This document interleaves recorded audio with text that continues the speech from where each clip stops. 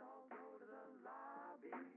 Let's all go to the lobby to get ourselves a treat. Let's all go to the lobby. Let's all go to the lobby. Let's all go to the lobby to get ourselves a treat.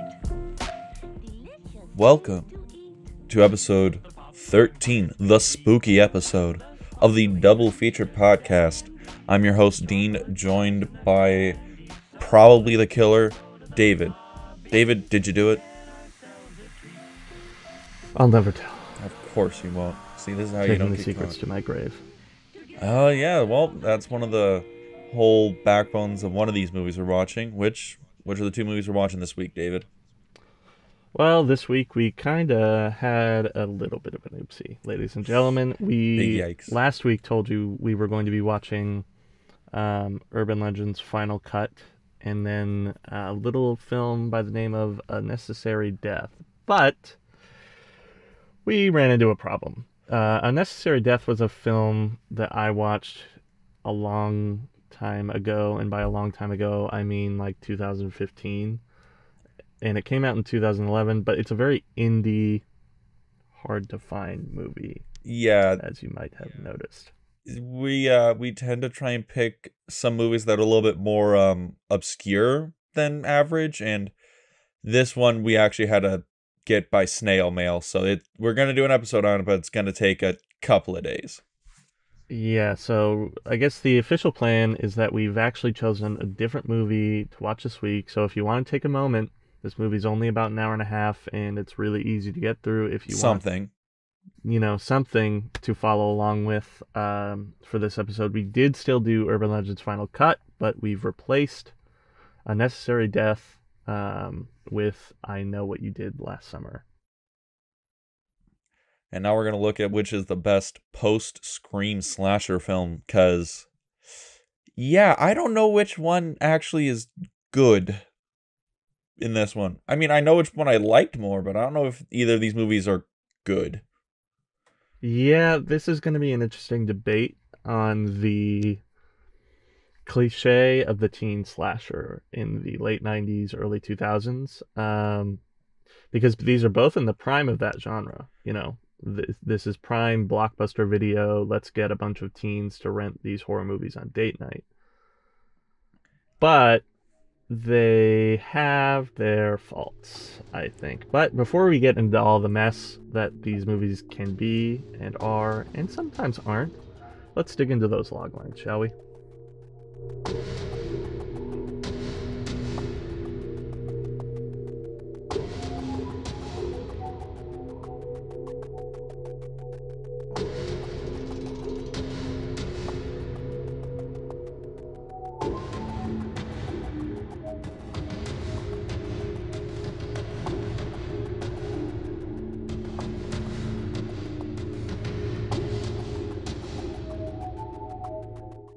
Alright, so what is I Know What You Did Last Summer about, David?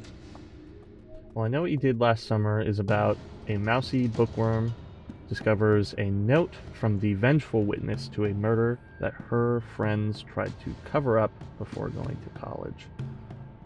Urban Legend's Final Cut is about a struggling film student must solve a string of murders at her school that cut into the production of her thesis film and her crew. Wow, we got some really interesting concepts for the slashers coming up, but we should also let everybody know that Urban Legend's Final Cut is not the director's cut of Urban Legends. They just have a really bad naming scheme for those films. Yeah, it's just a play on words is all it really is. Which is interesting because I thought because of this, Dean picked out this movie. This was supposed to be an episode where we like prelude to October. You know, we're going to do a whole month of horror movies. It's going to be a good time. You know, everybody loves their spooky season. And we wanted to start off with some, light fare, get us into the mood kind of thing. Yeah, these were a couple movies that we both really enjoyed. Dean had Urban Legends on DVD. I knew A Necessary Death from past viewings, and now we'll apparently own on DVD. It'll be good. Yeah, I'll be happy to have it because it really is one of my favorite movies, and we're gonna do an extra episode on it eventually, sometime whenever it gets here, and we can sit down and watch it. But this has kind of fallen into an interesting opportunity for us to get like dip our toes into some horror movies with these kind of like entry level kind of horror movies, I guess you could call it. These are very Yeah, popcornish movies. because okay, I think we have to talk about the giant ghost-faced elephant in the room. So these movies are, I guess, in the slasher genre, you would call them post-Scream films because I'm a huge like horror movie fan. I really like horror movies, slasher movies. I've seen probably like all of them. But when you watch them, there's before Scream and after Scream because Scream made the whole meta thing like Yeah. viable in movies because the whole slasher genre was dead for like 10 years. And then Scream came Yeah. out, and then literally the year after, I Know What You Did Last Summer. The year after that, Urban Legends, the first one comes out. The year after that, I Still Know What You Did Last Summer comes out, and then it's Urban Legends Final Cut. And then you get Final Destination, all that stuff. All the like movies that are too smart for the slasher movies genre becomes a thing. And that's where these movies lie. And there's some tropes in there that are interesting and some that are like, yeah, no, you're not Scream. Please just stop. But, if you want to hear more about Scream, or I'm talking about it on another podcast called The Film Club if you want to watch it. So, Yeah, go yeah. check it out. Yeah. Dean's a big horror movie guy, so this is actually going to be an interesting conversation for me because I like horror movies in theory. I haven't seen that many of them. It's a really interesting It's genre. Yeah, teen slasher especially is not one of my favorites. I like a good slasher movie. In fact, later in October we're going to be doing a very interesting episode on slashers. Yeah. But the teen slasher is kind of something I avoid because I know about how cliche it can be. And these movies, like Dean said, definitely don't shy off for being cliche. But I do think there's some interesting things that we can pick out of both of these. Some good moments, some bad moments. But let's dive right in. What do you want to try Well, out first, Dean? I think we should start with the one that came out first. Let's start with I Know What You Did Last Summer because I'm not lying. I got like 3 pages of notes tearing into this movie because it makes the sense it makes is a little rough. Yeah, I do think I had an interesting similar thought about this, and I think that'll become apparent as we dig into the second half of the movie. But let's start off at the very beginning. We get this interesting helicopter over the beach The track. I guess you could call it tracking, but really it's like being on soaring over California, yeah, over it's the waves. the waves are crashing. It's cliffs. They're supposed Yeah, to be in this little quaint fishing village. I'm waiting for Jaws to pop out of the water. this is that late '90s obsession with New England um, that happens for some reason. Yeah, Um,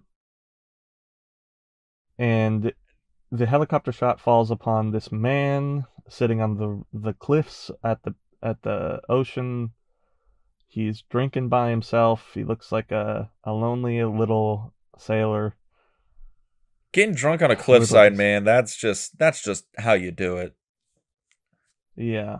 It's interesting because like while I think this will be a topic of conversation later, but like I think I'm gonna harp on like the first and last images of both these movies because this is an important story thing when you're making movies is like the first and the last image or the first and the last scene really, the bookends of the movie as Dean called them Mm. earlier. um I think this is a really good bookend to the beginning of this movie because while it is kind of like I felt like a little bit like the director was jerking himself off because he's like, get in the helicopter with the camera, we're going for He's a like, guys, ride. guys, like, I got this shot. It's gonna be lit. We're gonna be like fucking Hitchcock here. All right, get the helicopter. I got a Yeah. thing. Yeah, Yeah, and the other thing is really good song to start off this movie. You kind of get like it kind of like pumps you up a little bit. It's like there's a lot of energy in the shot. The music, it's very like kind of tense, and there's a little bit of that teen sexual tension going on somewhere in there. and then you fall upon this like really somber image of the guy on the cliffs, and I'm like, I'm kind of like, okay, I kind of get where this is gonna be going. It's kind of You're like, I can foreshadowy a groove little on bit. this. Yeah, I'm grooving on it, and then it cuts to The beauty from that, pageant? yeah, the beauty pageant with our main characters. Sarah, it's Sarah Michelle Gellar. Yeah, yeah. What is it? Come on, dude, it's Buffy. Yeah, Buffy. We have Buffy the Vampire Slayer, Ghost Whisperer, Fred from Scooby Doo, and guy Oh who yeah, I hasn't guess been it in is. anything since this movie, and they're all the I best guess it is. friends.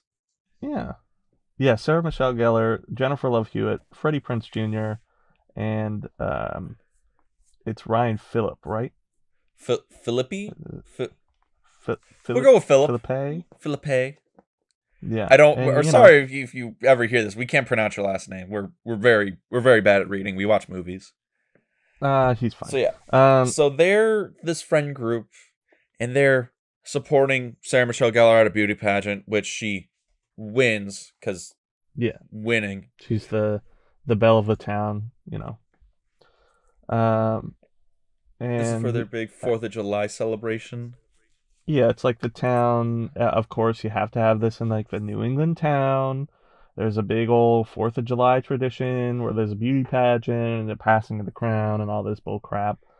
And Do you think then this there's would an fly after in part, 2020? a Because beauty pageant. because this beauty pageant, because they're just out there and they're just in like bikinis the whole time.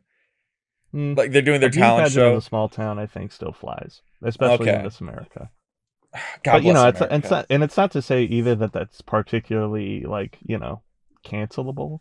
I mean, it's just a beauty pageant, I guess. But I know people for nowadays there's like a big problem with like the Miss Universe thing. But if it's just small town America, it's like, well, what are you gonna do? They're probably gonna do it anyways, especially Yeah. when it's a town full of white people. Yikes. That is also some kind of weird in this movie, but whatever.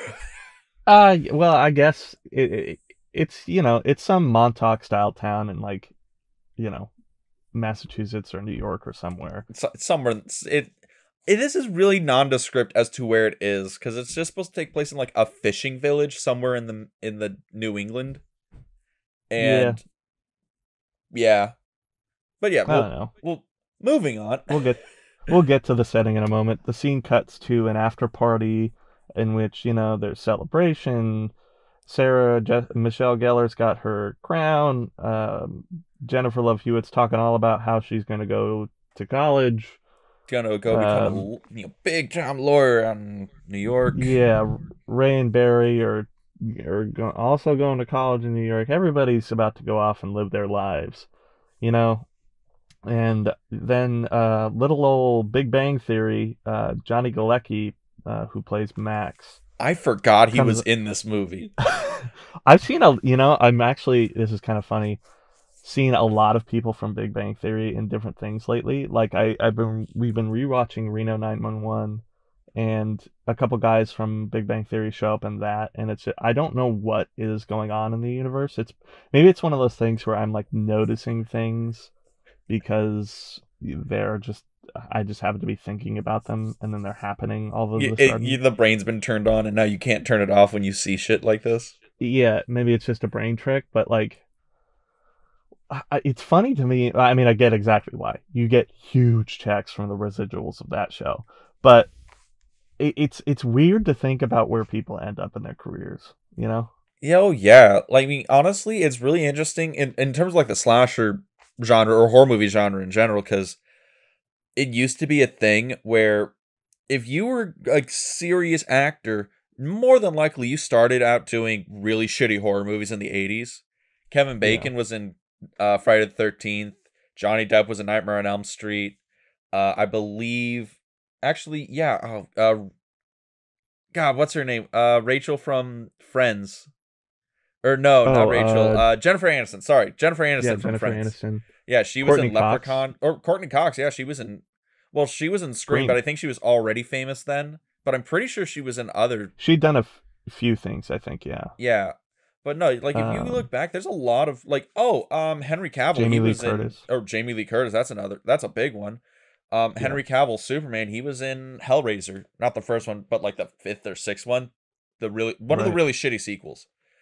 But yeah, but like it is kind of interesting when you look back at old horror movies. You'll probably see somebody who's like super famous now. So, what do you know? Yeah. If I'm not mistaken, wasn't... Maybe I am mistaken. Wait, what? Because you I'm a mentioned Superman. encyclopedia of Wasn't one of the useless movie facts. Supermans in... Maybe I'm mistaken. I think I might be mistaken. Never mind. You can't keep saying you're mistaken and not tell me the question. Well, I for a second I thought I recognized somebody from Superman. Oh shit! Like no, one of did the my Superman internet go properties. out? Son of a bitch. Oh, my bad. Yeah, sorry. No, for everyone out there, internet is kind of spotty due to wildfires, so there's mild cutting out. Oh yeah, maybe that is what's going on. It's fine. This will get cut out of the episode anyway. Yeah, fuck it. So I guess moving right along, our friend Max gets into a fight with Ray and Barry because Max is trying to step all on, Julie, Jennifer Love Hewitt, because he's into her, but she's not into him. And Ray is Julie's boyfriend, and they all get into a fight at the party, and there's drinks involved, and, it's just teen drama. Oh, yeah. But it's supposed to be like, that horror movie foreshadowing, like, nerd has a chip on his shoulder kind of thing. So then they all haul off to the beach for a night of drinking and kissing and fondling, as you do. Yeah, it's like, hey, this is the last summer we're probably going to see each other. Let's fuck like rabbits on the beach as the waves crash. Which, by the way, great way to end your summer, guys. Really solid. Yeah. And, perfectly legal. We're all 18. We're all going off to college, as Hollywood has to say. Ain't no one's going to say anything. Yeah. Yeah. And as the night is wrapping up, our friend Barry, who's like the jock of the group, kind of has a drinking problem. and yeah. Okay. Listen, they don't leave it up to secrets. It's very on the nose, and they very explicitly mention that he's probably a future alcoholic. Oh yeah. I think actually Julie specifically calls him an alcoholic in the car. Because everyone else at this like get together, because it's only the 4 of them and they're on the beach, he is pounding back that whole bottle of whiskey. I don't think anyone else has had anything to drink, and I don't even think it's whiskey. It looks like pirate's booze, like looks like pirate rum. Like a fermented cherry moonshine or some shit, because it looks like it's in a bottle he found at the bottom of the ocean. Honestly, maybe, yeah.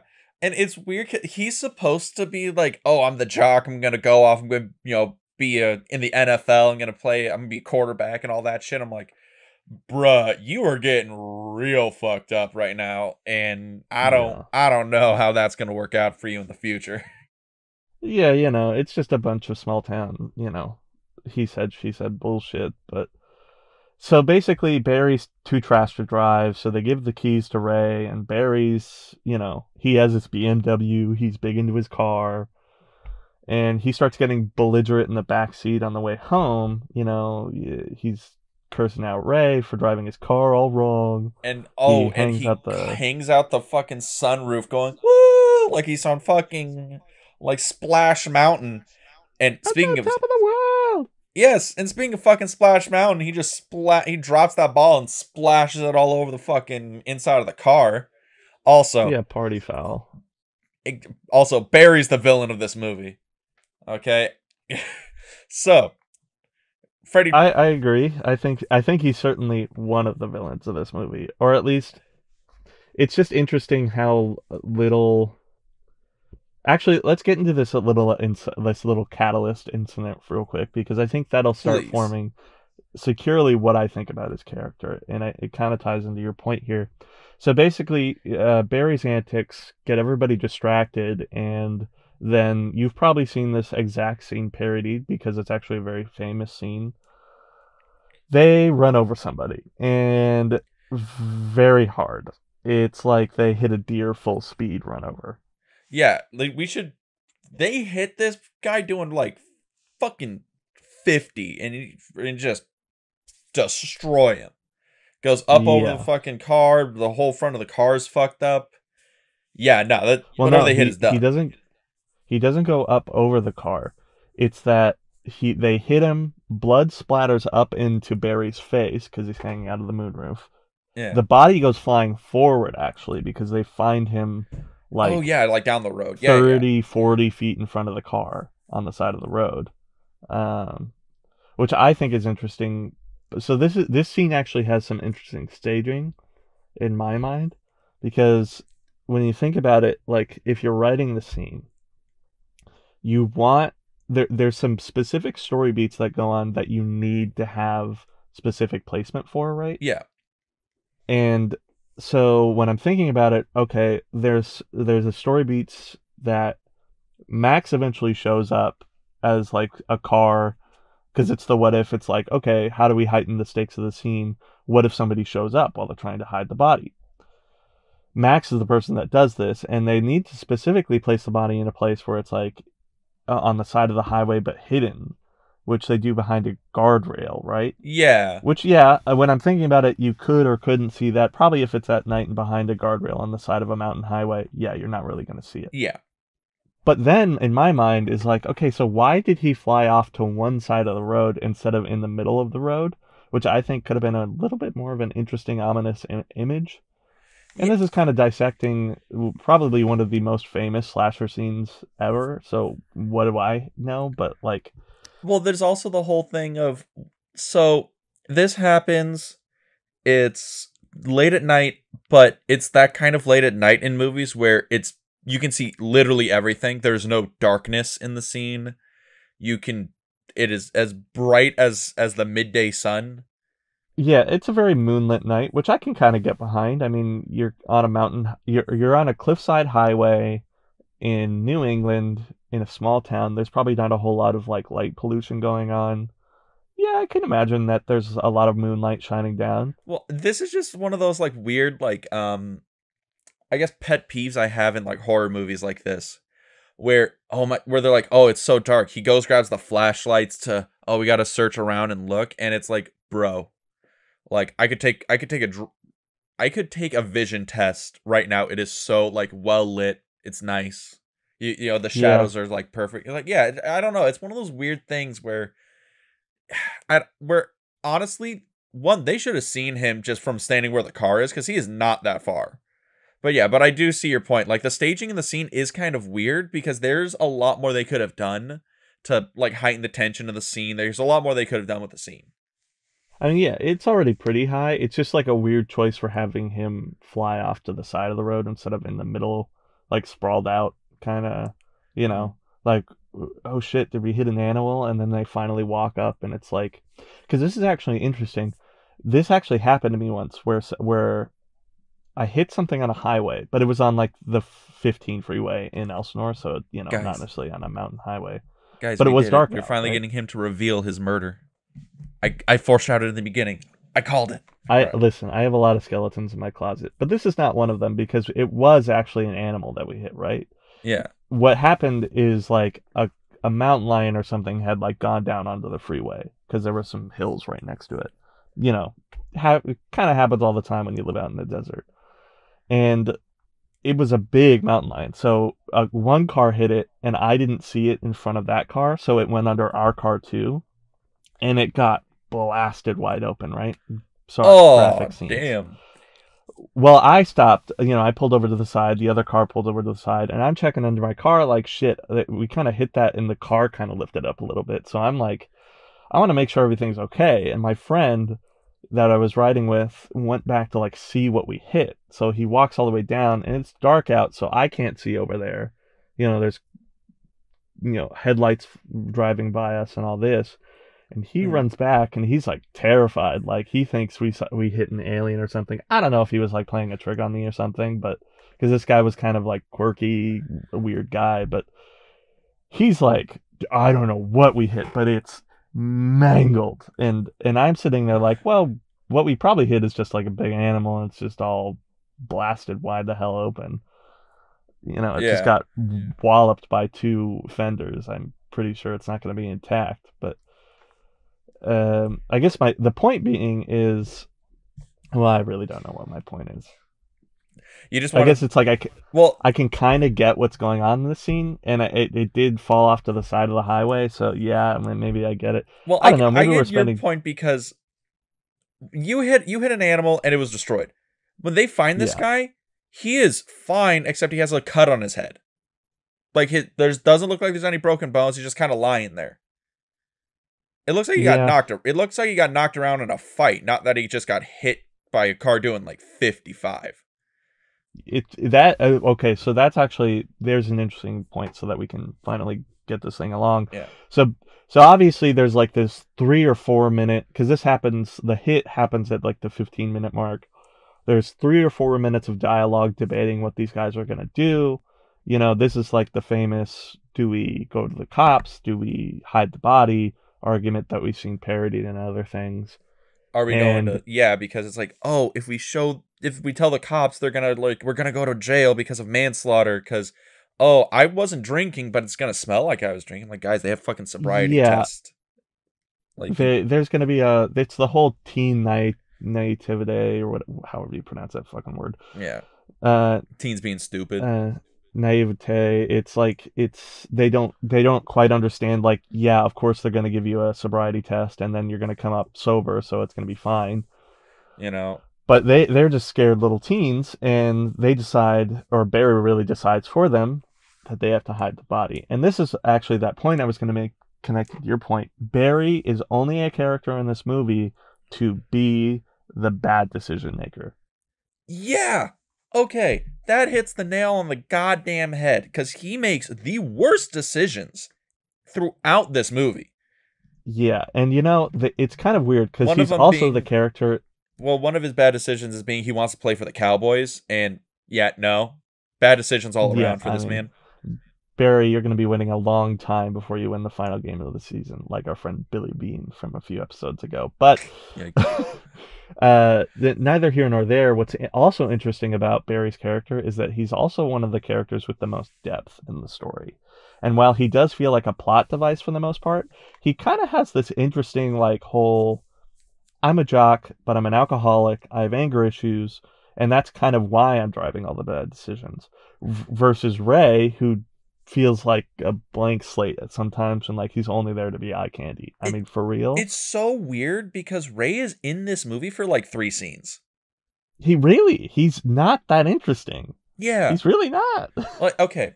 So here's a point, because so the opening, like the first scene we get where all the characters like really interact together is at the beach, right? And when I Yeah, looked at that scene, I was like, okay, this is a great scene that establishes our characters and also established that only 2.5 of the 4 actors are really trying right now. yeah, Because, don't get me wrong, Freddie Prinze Jr., you're Fred in the Scooby Doo movies. I'm sure you've been in some fine romantic comedies since this movie, but oh, buddy, like you are phoning it in so hard right now. I can't tell if it's him phoning it in or like the The director's not giving script him isn't enough there. direction.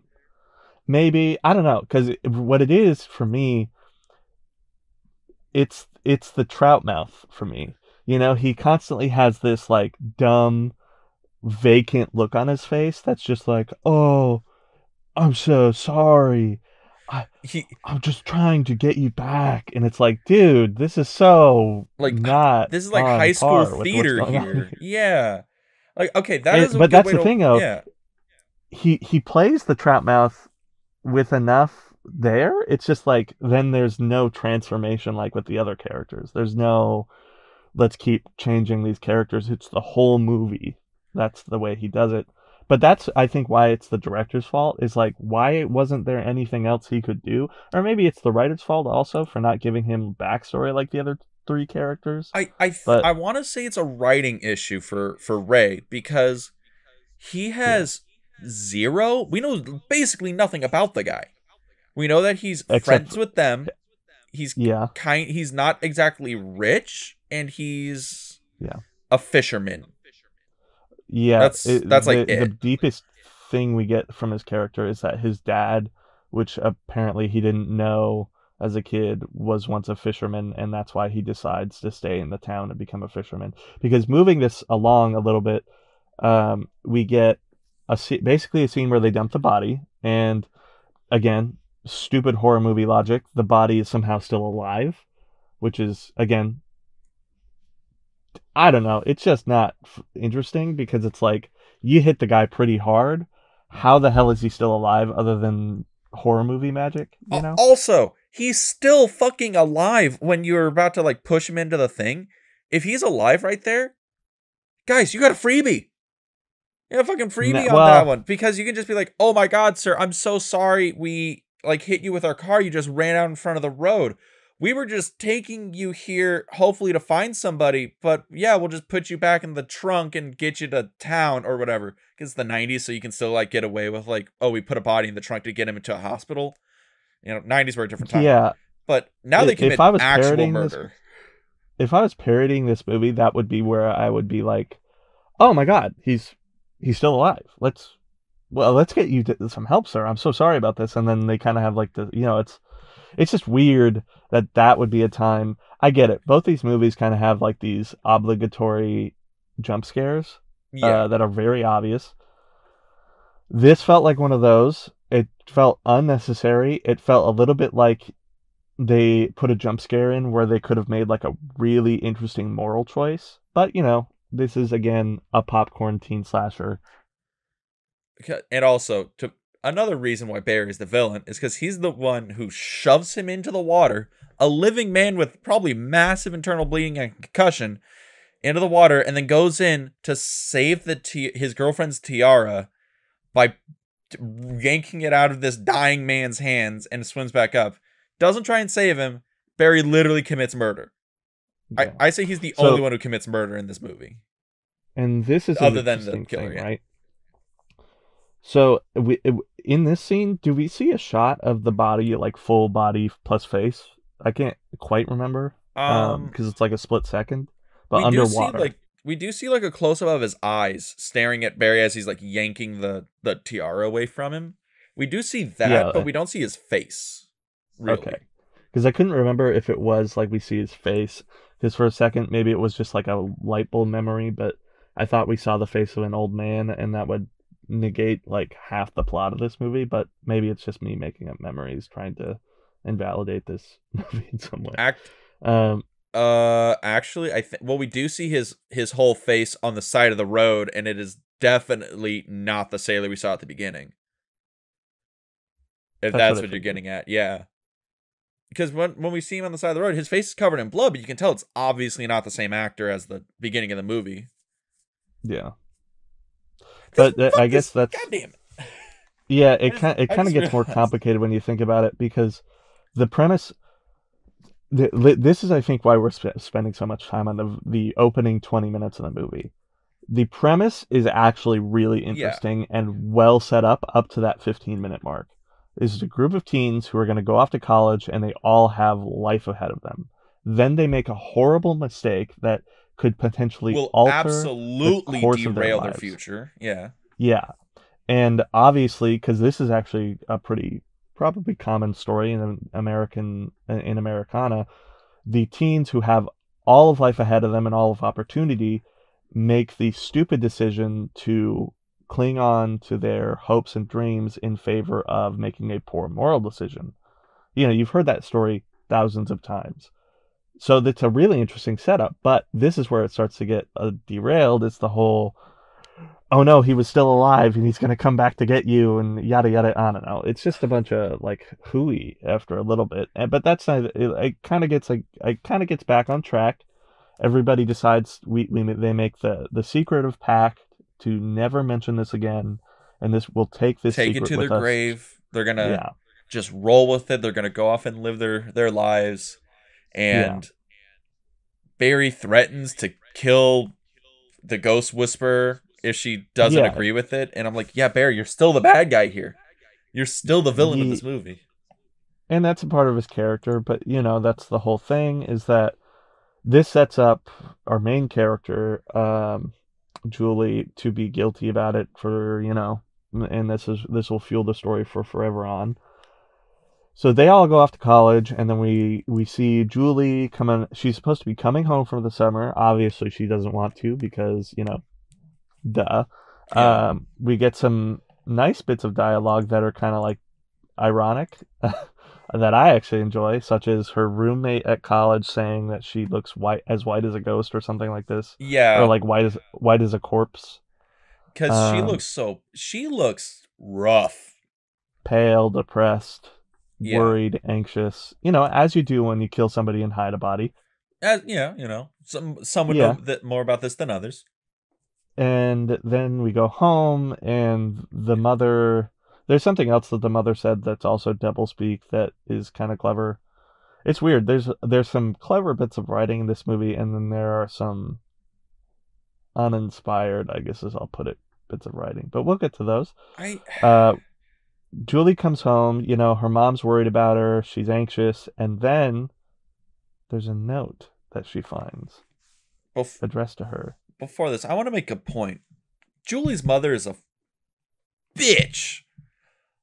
Oh Yeah, my just flat god. out accusing her of being on drugs is kind of. It's probably on par with what parents thought depressed kids were like at the times. But Okay. I get the whole drugs thing, all right? yeah, Where Julie comes home and, she's like she looks like depressed out of her mind. And her mom's like, "Are yeah, you on drugs?" And she's like, "No, mom, it's just I've had a rough year. I'm sorry." And then she goes on and is like, "Your grades are dropping, blah, blah, blah. Your father's turning in his grave. He'd be so disappointed in you." Like some venomous ass shit. And I'm like, lady, for fuck's sake, your like 19, 18-year-old daughter, it's her first year of college. Obviously, she's going through some shit. Fuck it, it'll be fine. Just be a nice human being for like 20 minutes because obviously your daughter's fucked up. Fuck this yeah. lady. It. I feel like this is where the impetus of the movie was thought of for the writer. That because this feels a little bit like a moment pulled from real life, right? And I've been really getting into the whole like attacking writing from the what if standpoint. Mhm. And this kind of feels like, okay, well, what if that scene where like the kid's depressed and the parent is just being mean and misunderstanding the situation?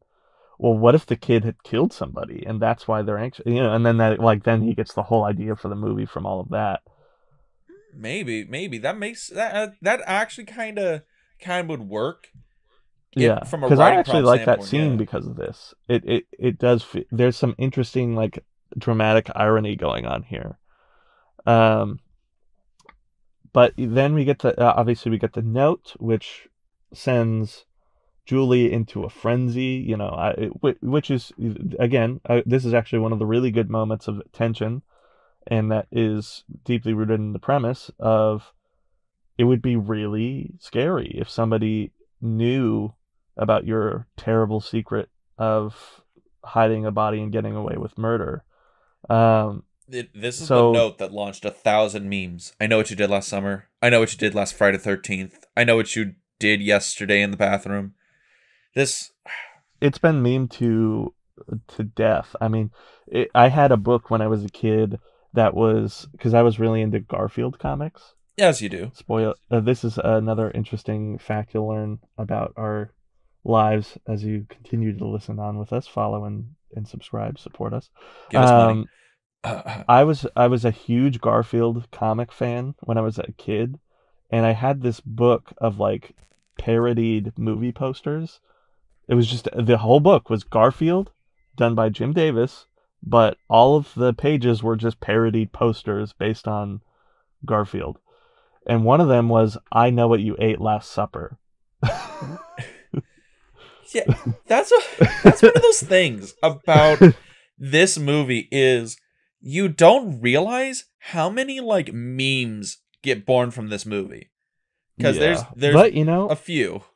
that's how you become a classic of the genre. I guess. Is you do it all first, and I don't think this is a classic in the way it wants to be though. I feel this movie yeah, thinks it's a little too smart for its own good. it's kind of like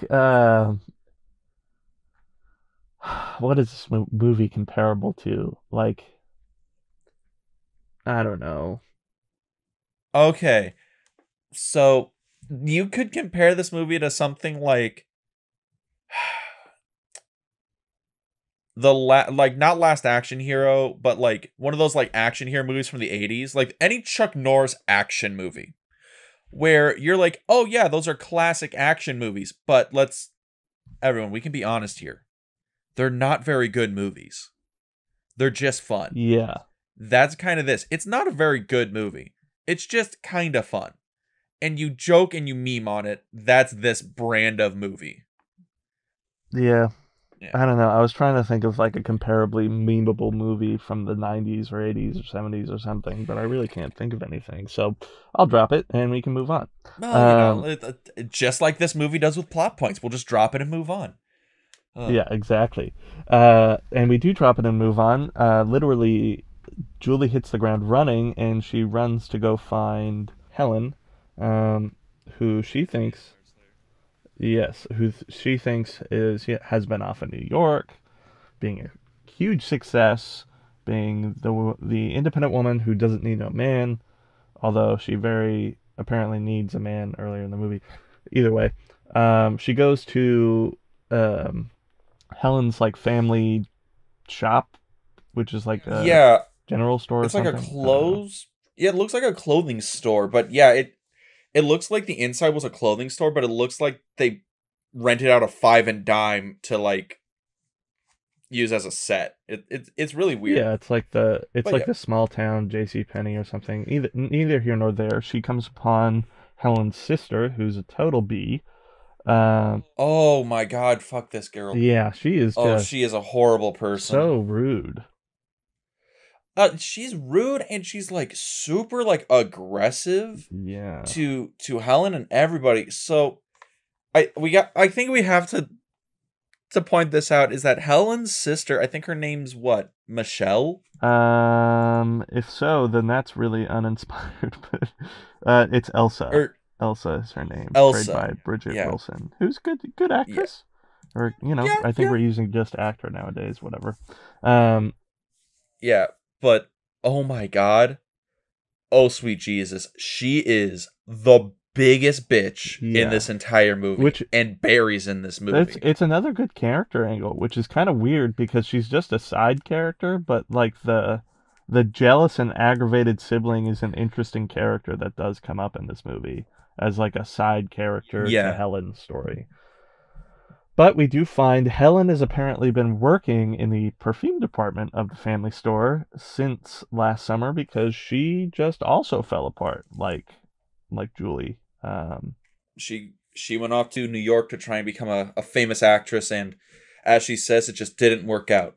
And all I can think of is, well, honey, it didn't work out for a lot of people going to New York. So I mean, what to expect here? Also, you only went for like a year. Like, you could.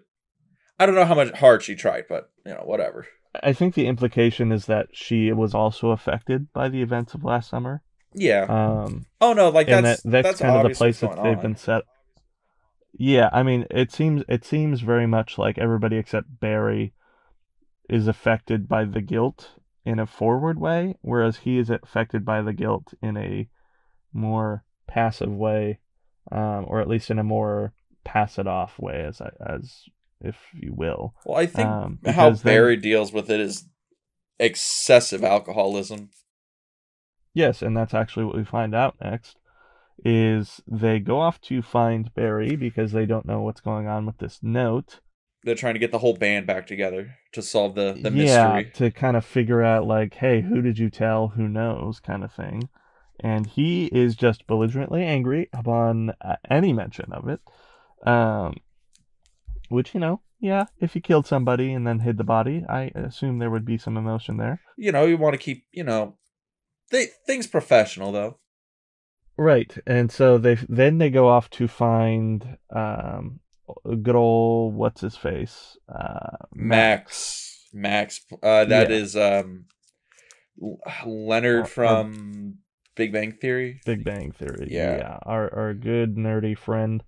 Which He is working down in the docks. he gets so like much abuse in this movie. I feel kind of bad for Max, if I'm being honest. Yeah, he's everything that happens to him, which pretty much ends after this next scene is completely unwarranted.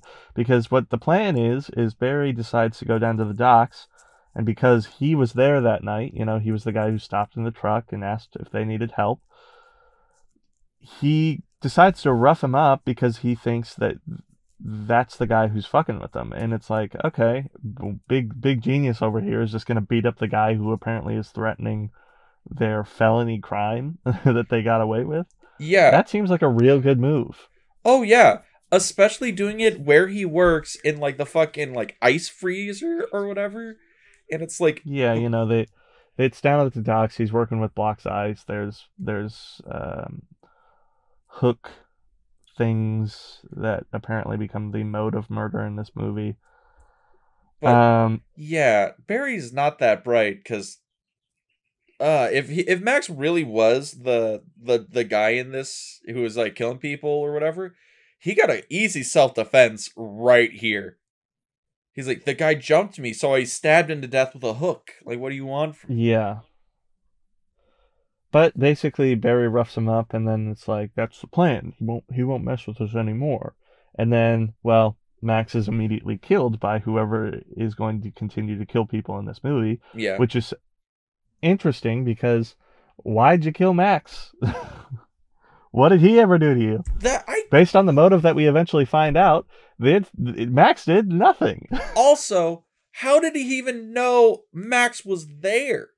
Because, like, I could see how, like, he would know who the four of them motherfuckers were that hit him, because, he could have just opened his eyes when he got pushed into the fucking dock, but how did he know who fucking Max was? He was on the other side of the fucking road, I'm probably sure he couldn't see or hear what the fuck he sounded like or looked like.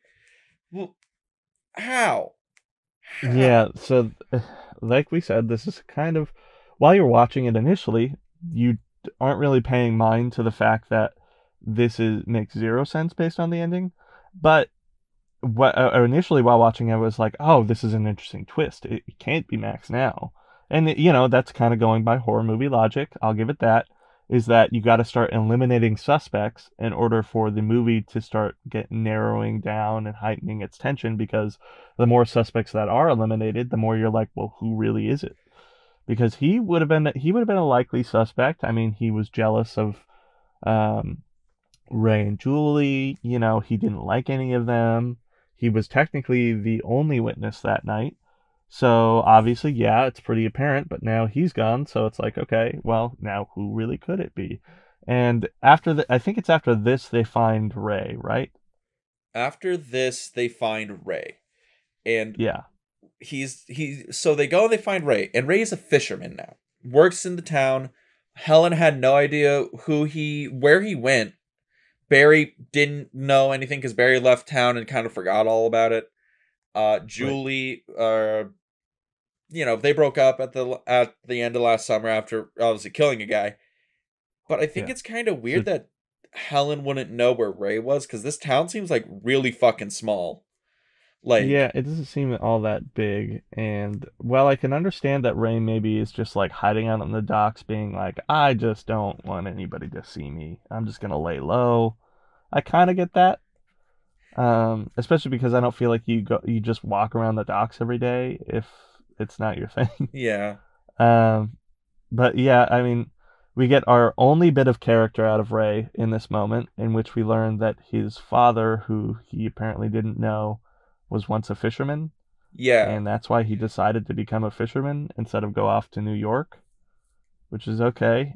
I guess. I don't know why becoming a fisherman in the hometown where you killed a guy is more anonymous than New York, where there's literally 8 million people in which you can kind of fade into the background. Well, it's one of those things where it's like, I think it's the same with everybody in this movie. They feel some level of guilt, sans Barry, because Barry's evil. But I think he's feeling guilty, and it's the whole thing where it's like, we can't move on because of this guilt and all this other stuff. So he decides to kind of become like his father and just, be a fisherman because it's easy. I think that's what it is. Ray is looking for the easy way to like go about life, and that was it. But it is also really rough, because Because Rey doesn't seem guilty about anything. He just seems kind of like blank. Yeah. This is actually an interesting point, right? One of the like character theories I'm particularly subscribed to is John Truby's theory that like character is moral. Mm. And I think this movie is definitely close to that, in that Barry obviously is one of the moral characters because he thinks the solution to the problem is let's hide the body, tuck it under the rug, never speak of it again, and if anybody does, I'm going to solve it with anger and intimidation. Yeah. That's a moral choice. Julie is obviously the opposite of that argument because she's the person who felt the most guilty about it. She's the person who wants to solve what's going on and wants to make it go away by solving it. Yeah. It's the exact opposite. So then you kind of have like these two characters that should fall in between that somehow. Helen kind of does because she wants it to go away, but also wants to absolve guilt of it because she technically didn't make the decision to hide the body, but also is like, my whole life has been ruined by this. I want it to go away. Yeah, it's one of those things where it's like, Helen seems like she wants this solved without consequences. Julie wants this solved, damn the consequences. Barry wants this Yeah, and then solved Rey, with, Rey is kind of like at his fourth leg to this lopsided chair. That it's just like he doesn't seem to care about consequences, but he doesn't seem to not care, and he also doesn't quite seem affected by it, but he's obviously a little affected by it. He just kind of is like this weird milquetoast middle of the road. Yeah, and it's also weird because they try and make him seem like the killer because he's like, oh, he's mysterious, he's a fisherman, the killer's dressing up like a fisherman to do this stuff. There's only 4 people who really know what happened that night, and Rey's the one who disappears for half the fucking movie. But Yeah. none of the performance gives you any sense of dread or any sense of like, oh, this guy has something hidden under the surface or even a secret, really. Yeah, and to bookmark this point, I'm going to bring it back up later as to why this movie missed the mark. But I'm just saying, remember this point that we're talking about now because we kind of got to shove this plot along. So then we kind of break into the whole Act 2 of the movie, which is fairly honestly, we've been in Act 2 because that the whole of them dumping the body was like a half hour of the movie. It took up to the first 20 minutes of the movie, and then coming home and then kind of like getting the note was I feel like the catalyst moment. I don't know. Either way, so we move along. There's this whole debacle of like, okay, now we got to figure out what's going on, who sent the note, and it obviously couldn't have been Max. So now we got to figure out because they know the name of the guy they hit because Julie checked his wallet before they dumped the body. Yeah.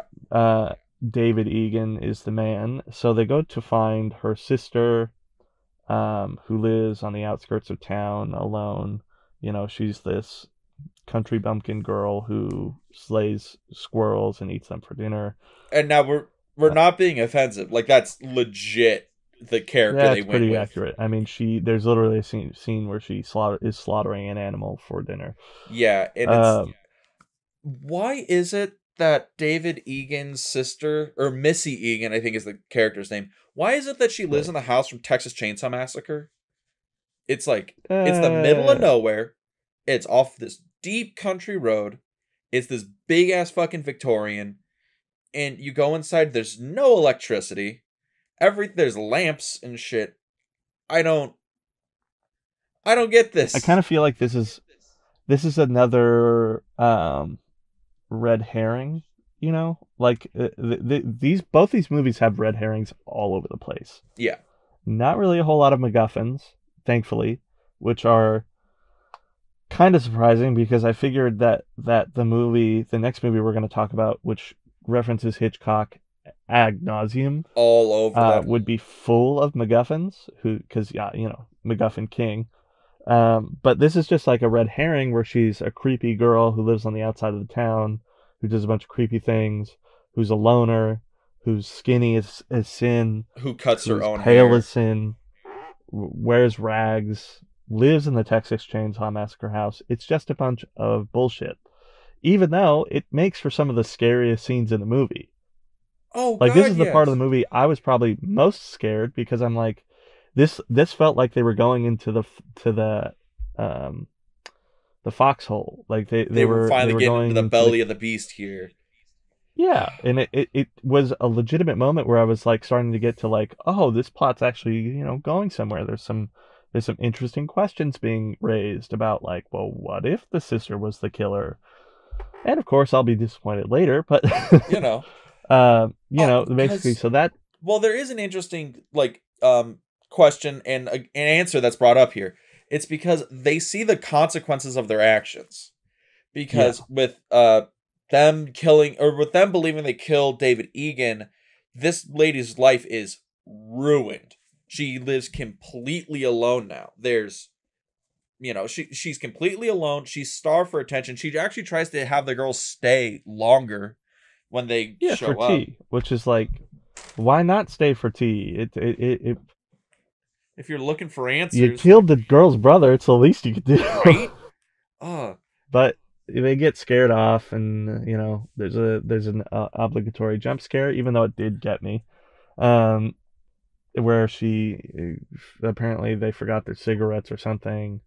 Although I don't remember them having any cigarettes. yeah, that felt like such a Um, cheap scare, right?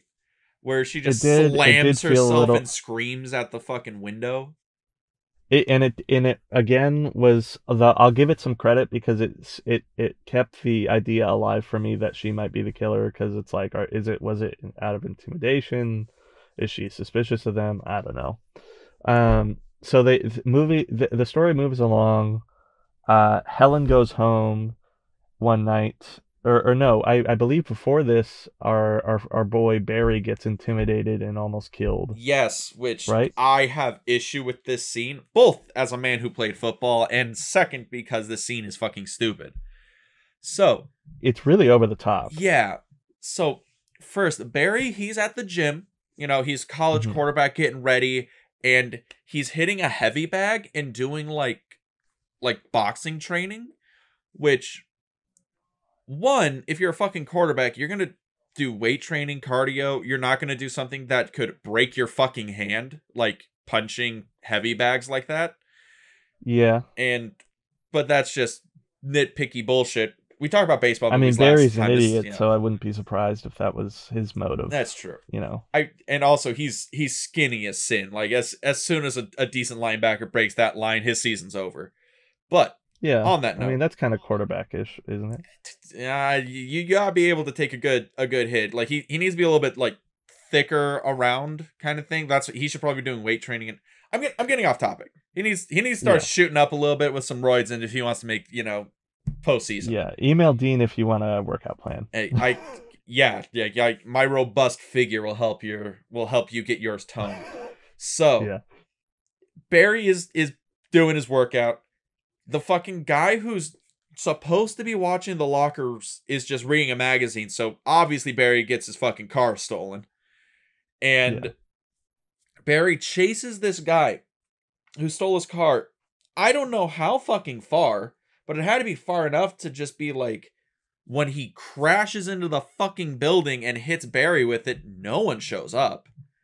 Cause Yeah, it is kind of weird that, like, first of all, when Barry's car is stolen, it's right outside the front door of the athletic club, which begs to mind, why doesn't the old guy come out to help? I feel like if I heard that going on outside, at least give a cursory peek out the door to be like, oh shit, what's going on out here? right? And it's like, on top of this, too, I mean, maybe I'm also mistaken because there had to have been somebody who came in through the front door, and then maybe the old guy just didn't care enough to even give a look. Right? Like that's like the old guy. Because unless the guy broke in through the fucking back door, like the old guy had to have seen him. Yeah, And he's the real villain of this eh, movie. well, Barry is still the real villain in this movie, but yes, the old guy is his partner in crime. So steals the car, and then Barry has this genius idea of he's just like staring down the car, and he's like, he looks like he's about to like fight the car, and then the car just fucking runs him down. But Barry doesn't have the bright idea to, I don't know, get out of the way, go into a building where the car can't follow, maybe go onto the beach, because let's be real, that BMW ain't gonna do well in the sand.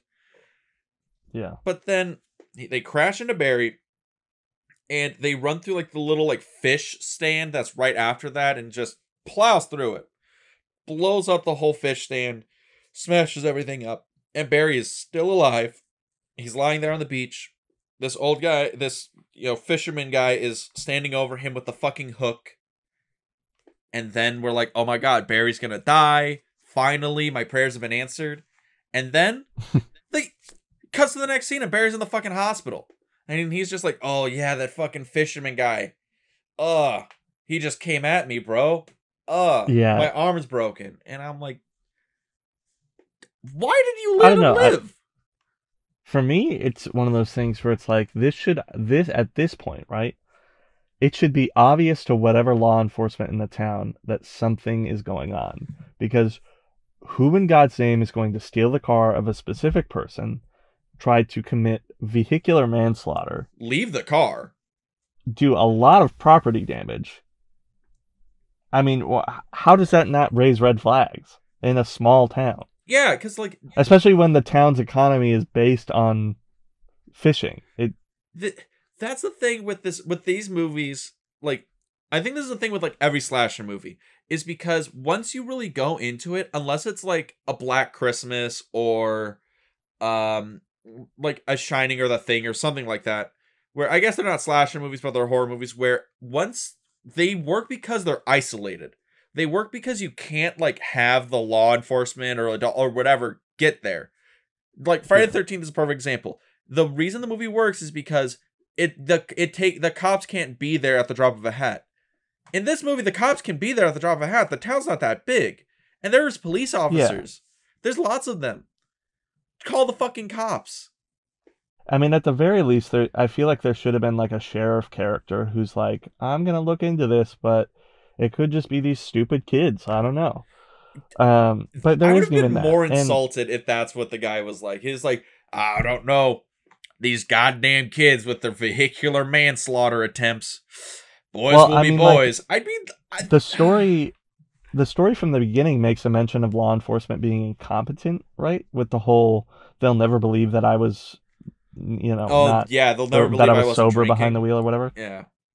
But then it's like, why don't you just make a point of that? Add another character on. Then honestly, there's also this kind of, because the whole story also already has a layer of like nobody's ever going to believe what's going on thing, and that would be like the perfect vehicle to follow that story through, because then you have the literal authority not believing them. They could have had Max be a police deputy who's assigned to the case.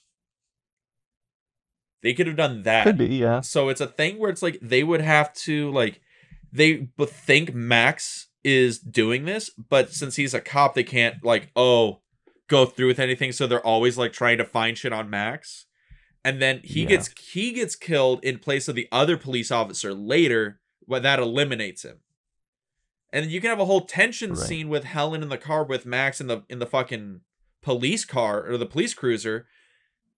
That would have worked way better, now that I think about it. And also we get him not dying in the first fucking, after 2 scenes. Yeah, that's true. And I don't know, I feel like there could have been a lot of things that this movie kind of does to really make it self-coagulate a little more and get a little bit more airtight, but neither here nor there. We're kind of, let's I guess, shove this plot along. Keep moving. Major plot points from here on out are that, so Barry's intimidated with his own car bumper. I believe after this is when they go see Missy in the crazy house. Then we get the scene with Helen's hair being messed with. Yeah. There's kind of this interesting suspenseful scene in which She comes home and the killer's in the house with her dad watching the game. Her sister being a total dick. Oh my god, fuck Um, this girl. I hope she dies. yeah, because she literally is just making fun of the fact that Helen is obsessed with her hair, which is like, you know what? If you got some good hair, you got some good hair. And Sarah Michelle Gellar has great hair in this movie. Very good. And this is also interesting because it kind of makes it kind of plants another seed that, oh, it's what if the sister's the killer, because she makes a comment about the hair, and then the next morning Helen's hair has been cut to shit. Yeah. And also, it seems like her sister is reveling in Helen's failure. Like, she seems Yeah, like just it's not like, oh, she's being mean to her little sister. It's like, no, she's just reveling in this girl's failure because, like, her older sister probably failed at something, and she's like, haha, you fell harder than I did. Fuck you. yeah. It's I don't cartoonishly know. evil. But It I really is. digress. It makes me want to know what the chip on Elsa's shoulder is, but I mean, again, Well, it's she's the another ice question queen, that we right? kind You of, know, she was over yeah. there making some ice storms. It was frozen. There's a whole Oh yeah, thing. whatever, Dean. Jesus. What? Come on! How did you not get that? She's the ice queen.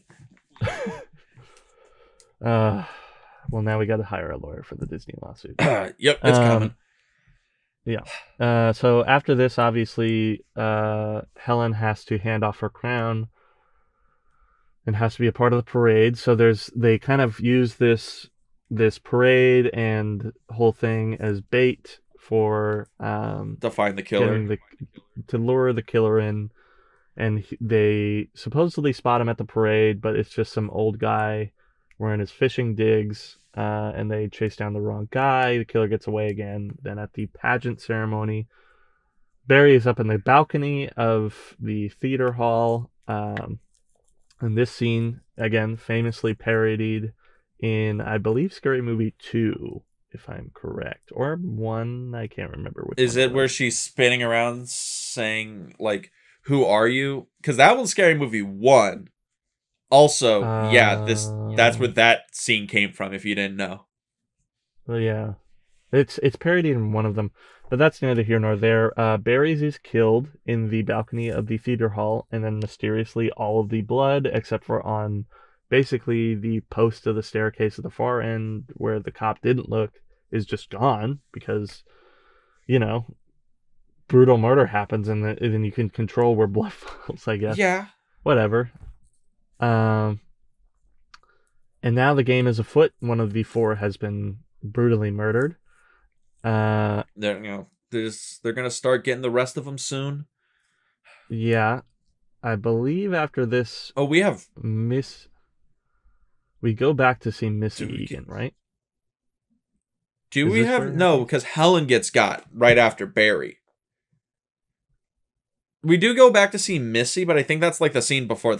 Sorry if we're getting these a little out of order. The structure's a little Oh odd. no, you know what comes right here is the Rey Murder Scare, in which Julie is driving in her car and she hears something in her trunk, and um, she like looks back in the trunk and she sees Ray's dead body with a bunch of Not crabs. Ray's dead body. It's Max's dead body with a bunch of crabs.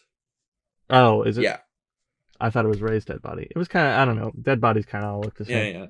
yeah. Um, and she goes off to get Barry, and no, wait, because this is really out of order. This is where the plot kind of starts breaking down because this is where we get to the second half of the movie. And it Yeah, stops making sense when this finally becomes a traditional slasher. Right? yeah. It's weird because, like we mentioned earlier, the second half of this movie is really where all the de-evolution happens and things kind of fall apart. There's some interesting questions raised in the first half of the movie, and then it feels like they didn't quite know what answer to pick, I guess is how I would put it. Because to sum this up, because we are kind of spending a lot of time on this, people are picked off. Helen is eventually picked off, and along with her sister in the department store, and then right outside, next to the parade in an alley, Helen finally gets hers. Around that time, Julie goes off to find, I think, Rey, and it's like she thinks he's the killer all of a sudden, and there's a chase, but it's like, why would you chase after somebody who thinks you're a killer? That seems very off. Yeah. That doesn't seem quite on color for what you should be trying to convince her of. Yeah. Maybe you should be a little bit more disarming and like, no, I really didn't do it. I don't know. But that neither here nor there. We get it. It's supposed to be a twist because now it's just becoming a movie about twists. Yeah. And she's saved by somebody who's a fisherman on the dock, but is really, as we learn in a moment, the killer. Who, and this is by the way, really, we never see before this point in the movie. Yeah, this has been somebody we have not been interested in at all. And this is where the movie really devolved for me. I get it. It's an interesting question to raise. Off the record of the podcast for a second. Again, what was the relation of this guy to David Egan? Okay. Now, this is in the podcast because I had to Google this. I had to look this up. So, because it was kind of confusing to me. So the killer, his name is Ben Willis, right? Okay. Yeah, the killer we find out is Ben Willis. So what happened is David Egan, he was in a relationship or married to Ben Willis's daughter, and she died in a car accident. Ben Willis blamed David Egan. David Egan goes to commit suicide, but gets cold feet and goes away. Ben Willis sneaks up on him, kills him, and dumps his body into the ocean. And then on his trek back up the road, Ben Willis gets hit by the kids in the car, and they leave him for dead. And when David Egan's body gets discovered later, that's why the kids think, oh, that's the guy we hit, because he's the body who got discovered right after we dumped a body in there. But really, Ben Willis survived the attack, comes back a year later for revenge to kill these kids for accidentally hitting him after he committed murder. And he takes a year to plan this out. And yeah, this is where that's the twist. And also, by the way, they discover it's Ben Willis, and it makes no sense because I think we get his name is mentioned. I don't even think his name is mentioned before the last, like, this last scene. I'm almost positive. Bless you. Oh my gosh. Yeah. I know you're allergic to the bullshit. I understand, but yeah, maybe I am, because you're right. There's no mention of him, and it's just one of those. It's just one of those things where I'm wondering, like, well, why wouldn't you mention that? That's also It would be an interesting twist if I had half an expectation beforehand. Like, but then it just kind of feels like it's pulled out of thin air to be like, it's not any of the things you thought, as if that's supposed to surprise me instead of frustrate me. It is such a lackluster and honestly a terrible twist. Because a twist works when it sets up your expectations and subverts them. And I get it. This is one of those post-Scream slasher films where it sets up the twist, it is subverting your expectations, and the twist is then going back on the traditional expectations, but because everything was subverted, it's surprising. Yeah. But this is like, I honestly, no meme, I think this is what happened. Writers were making this, and they were like, okay, shit, we killed all the suspects. Fuck it. Just write something in, and we'll just throw in this guy. It'll be fine. Yeah, I agree. I really do think that I think this gets back to a point we were making earlier, that the writers had like all of these avenues to chase in order to make a really interesting statement with the ending, which, you know, in any horror movie worth its salt, I think is really where you find the good ending, is you make a psychological statement at the end of the story that kind of explains why we were scared the whole time. But this, you're right, while they do kill off all the suspects in order to fill Act 2, there's also this expectation that it's like, if we go with any of these other avenues, it's gonna feel obvious, and I feel like there's a fear in the writing that they don't want to be too obvious, and I'm over here like, dude, that's not why I'm gonna get like freaked out or scared at the ending. I'm not gonna be scared by the most unexpected option. I'm gonna be scared by the literal deep psychological damage of a killer instead of just this all of the sudden plot point that comes up. Because it's not even really explained why he's doing this. Okay, because his motive, as I understand it, is revenge for hitting me with a car and leaving me for dead. And I'm like, that is a very good motive. We've had plenty of good revenge stories about this. But It almost makes sense because his motive for killing David Egan was he blamed the death of his daughter on him, but and by connecting it, I guess you get this whole, well, he killed somebody without any consideration for lives, and then you did the same. But then that's just like it again. It just feels like it's an explanation that's kind of shoehorned into the end of the story. And also, he's like fucking magic too, because he's like he's established as just normal everyday dude. Just he's a guy, but he acts like Jason Voorhees, where he teleports around the fucking town. He appears out of nowhere, attacks people, kills people, whatever. He acts like a traditional like slasher villain, and it's not explained why or how he does this. And the other point, it's like he's just some fucking random fisherman. It's just so bland, you know? It's like, why couldn't they have done something interesting with the end? It could have been anything. It could have been Max, who was the actual witness. It could have been the sister. It could have been... Well, I mean, I think they wanted it to be Rey, because that's where the setup is, where it's like, oh, it has to be Rey, but they're like, we've only had him in like 3 scenes of the fucking movie.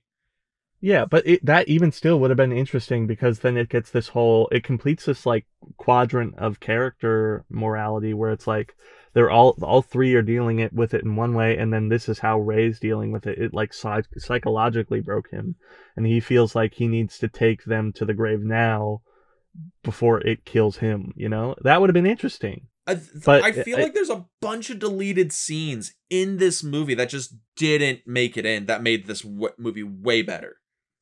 Yeah, it does feel like a movie that was kind of might have been killed in the rewrite. But you know, and this is the interesting thing is that we say all this about the ending when it had such a promising setup. You know, I really like the setup to this movie. It's just that by the end of the movie, it just kind of is this wet fart. Literally, because to move it on to the end, obviously there's this big final set piece where they fight the killer on the boat to get away from him.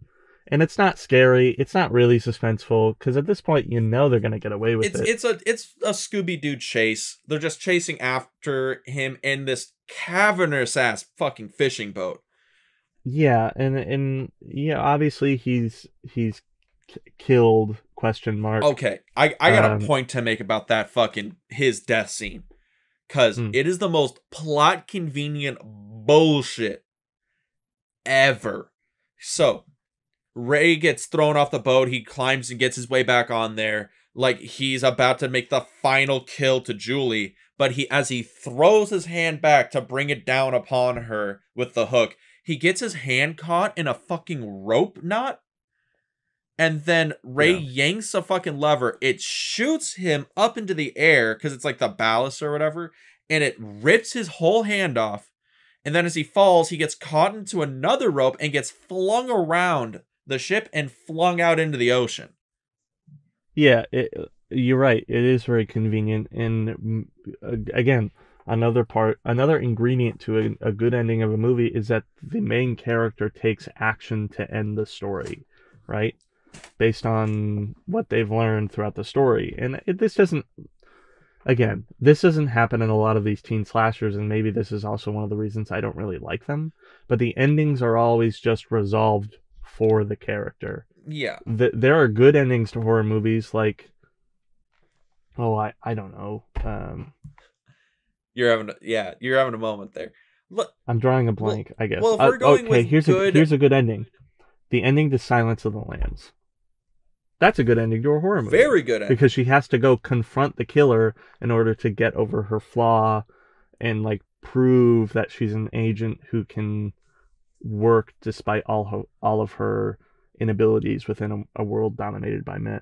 You know, it's like a deep. I can even make the point that, in Halloween there's a good, like, that's a good ending because Laurie Strode takes agency. She's fighting against Michael Myers instead of being preyed upon.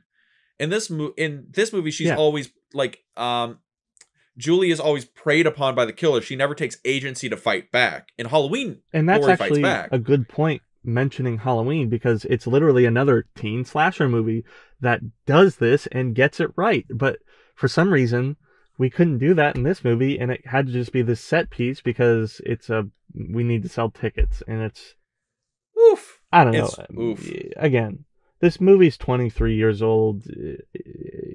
It's worth seeing because it's got some good moments, but it's one of those things where you get the setup is way better than the payoff, and you are gonna feel that disappointment when it's over. Yeah, and it does really feel like that one of the most disappointing movies we might watch this. That'll be a reward season. Yeah, and also the actual ending where the killer is killed. They're like happily ever after. Julie's back at college. She's, on the phone with Ray being like lovey-dovey and shit. She's about to get into the shower. And that fucking sequel bait. Oh, yeah. It's just like, get out of here, dude. I don't want a sequel to this shit. Was there actually a sequel to this movie? There's 3 sequels. Oh, God. Yeah, so, sorry, there's 3 in the series. So it's I Know What You Did Last Summer, this film. I Still Know What You Did Last Summer, the sequel, and I Will Always Know What You Did Last Summer, which that one, I believe, has Jack Black in it. Okay, I kind of want to see that. But good luck. Listen, let's shove this out of our memories. That was I Know What You Did Last Summer. Let's keep the train moving. We're going to hit a quick break, and then we're going to dive into the apparently might be the better movie of the 2. We still haven't decided yet. Urban Legends Final Cut. We will discover that soon.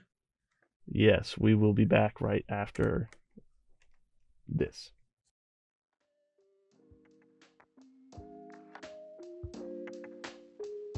Dean, I found a great way for us to do something cool and to make a little money on the side. Great. I've been looking for a new place to put my money. What do you got? No investment needed. In fact, it's super easy, and there's creation tools we can use to record our podcast right from the phone or computer. Wait, why would you record a podcast on your phone? You want? Never mind. Where do I put my money for this?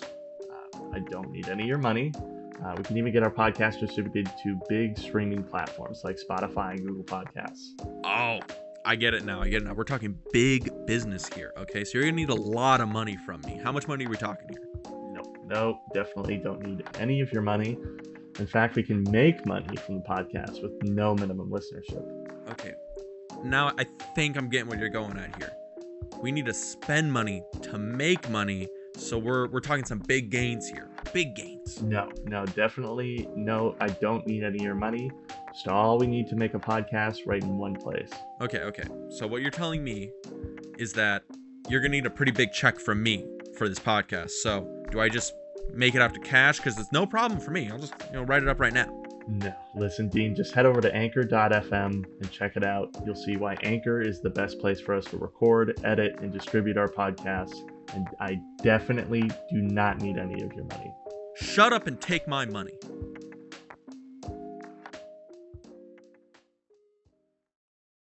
And we're back. All right, everybody.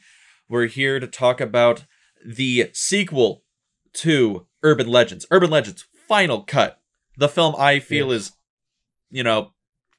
out of all the Urban Legends movies, probably the best one. But I'm also in the minority because apparently this is the worst rated one in the series, which is surprising. Interesting. But, yeah. And if you are wondering, David is trying his best not to, snap right now because he looks like he's having a rough go of it. He is not a fan of the slashers. It's just interesting, whenever we come into these episodes, I know we're still only a handful of episodes into this venture, but I'm quickly learning that as we talk about these movies, The one I thought was going to be the better one is never the one I thought was going to be the better one after talking them through. Yeah. Which is And I'm going to interesting. spoil it right now. I'm probably going to end up picking Urban Legends, which is interesting to me. Yeah. We should denote that there's Urban Legends, which is the very first one from 98. It has Jared Leto in it if you want to watch it. That one is by the numbers, really basic slasher movie. I watched it before this, and it's passable. It's got a lot of problems, but you can, yeah, if you're looking for a really like brain dead slasher, that's it. Final Cut, which is the sequel. We'll just call it Urban Legends 2 to make this easier. It does things. It's a little bit smarter than your average slasher, and it does things a little bit differently. And I think that's probably why people don't like it. But Yeah. it's also a reason why it makes it unique, which is probably why we like it. So. Yeah, I haven't seen the original or then the apparent sequel that Dean told me about, which sounds god-awful. Urban Legends Bloody Mary. It's where we have Yeah. evil ghost Bloody Mary going around killing people. That one is... Don't watch it. Please, God, no. It's also 2005 special effects, so at your own risk. I've seen a lot of shit, boys. Yeah. But, so this movie, kind of interesting. After talking about I Know What You Did Last Summer, I think I am taking more of a liking to this. Our main character, Jennifer Morrison, Amy Mayfield is the character's name, plays a film student in... Do they ever actually list where the school is? It's some prestigious film school, apparently. Yeah, it's a film school somewhere up in, obviously, the Northeast somewhere. They filmed it in Canada, from what I understand, because everything is filmed in Canada. But yeah, it's supposed to be somewhere up there. Another nondescript New England location.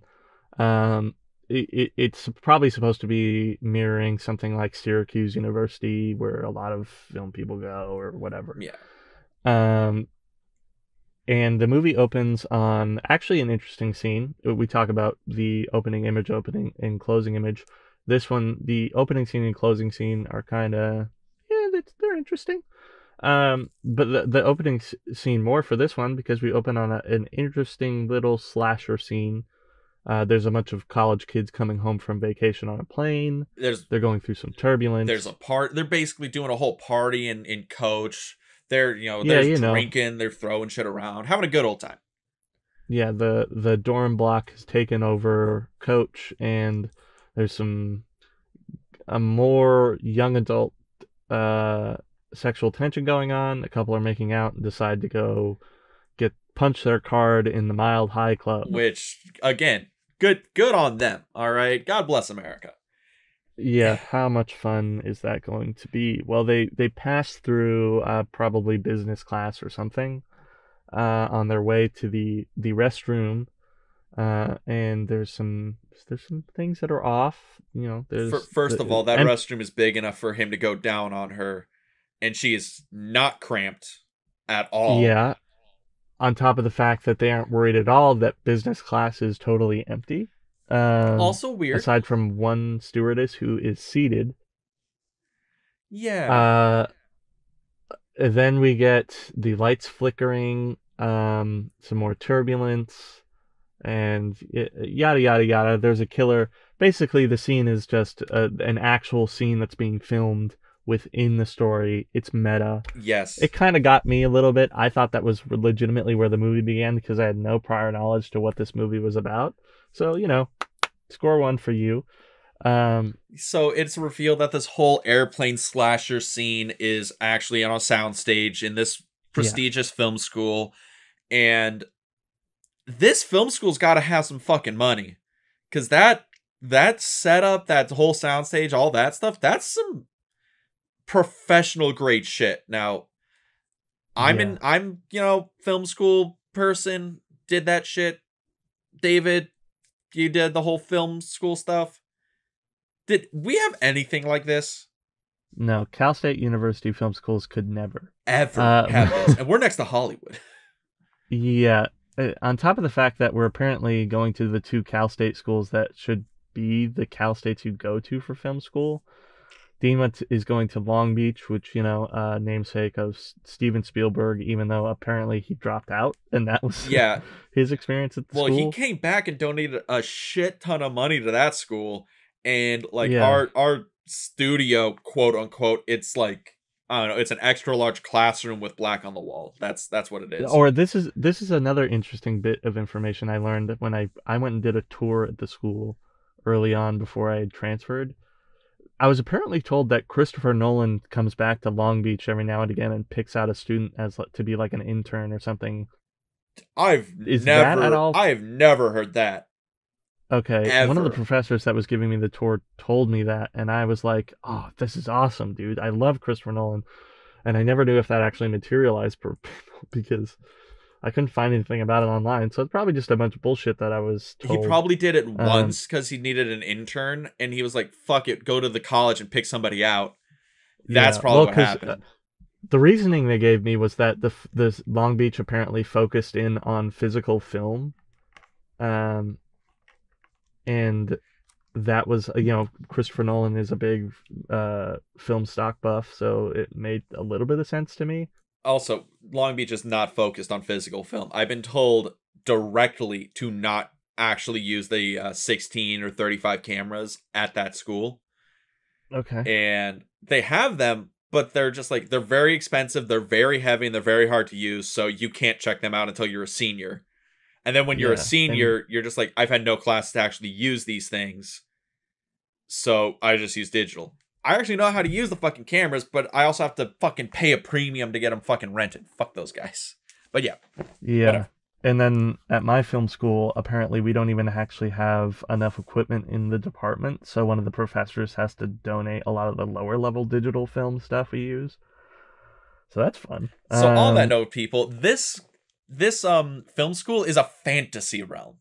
This is Nirvana. Yeah, this is like, I guess, what people think film students go to film school to do. Yeah. Because I don't even think you would get this at USC or UCLA or NYU. This seems way Do you do like a full feature even at USC? I think you have the option. I think. Don't quote me on that, because I know like you have a thesis film at the end of your tenure there. That's, some people do like graduate. It's for like graduate students. But for most places, they just ask you to do a short film. It's like a festival thing. You do a very solid short film because they're way cheaper than a feature. You can they're like 20, 30 minutes, or 15 to 30 minutes. You get them, put them out onto the festival circuit and try and get caught up like that. But some people do features. The issue with features is that the school will only subsidize you so much money to do it, and then you have to fund the rest. And I know people who, they get subsidized like a couple $100 to do a short film. And they're just like, that's it. They don't give you any more no matter how long the fucking movie goes. So you can. I just wouldn't recommend it because you'd have to have already deep fucking pockets to make those movies.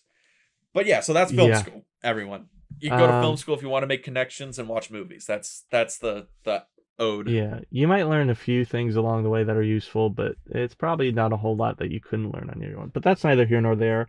We're apparently in filmmakers' heaven, Fantasyland, dream world, in which we get to make blockbuster films as part of our thesis film. Great. Good.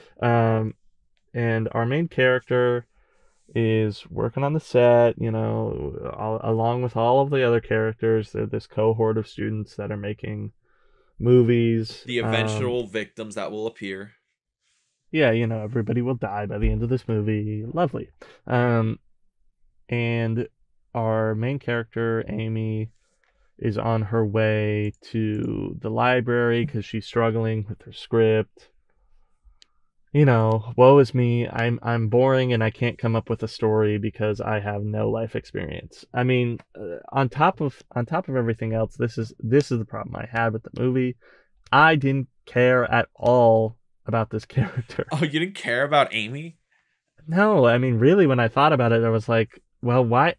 Just come up with a story, dude. Just like think of something. God, it's like maybe it's just because we're film students specifically.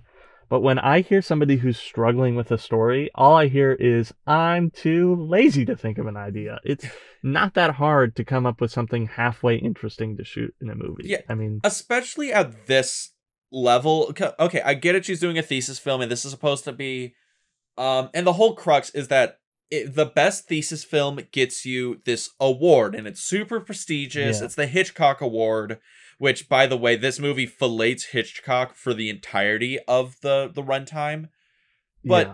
But I'll be real. If you're gonna copy a director, Hitchcock's a really good place to start. But Sure, but I mean, copy is also a very generous, yeah, very generous association. yeah.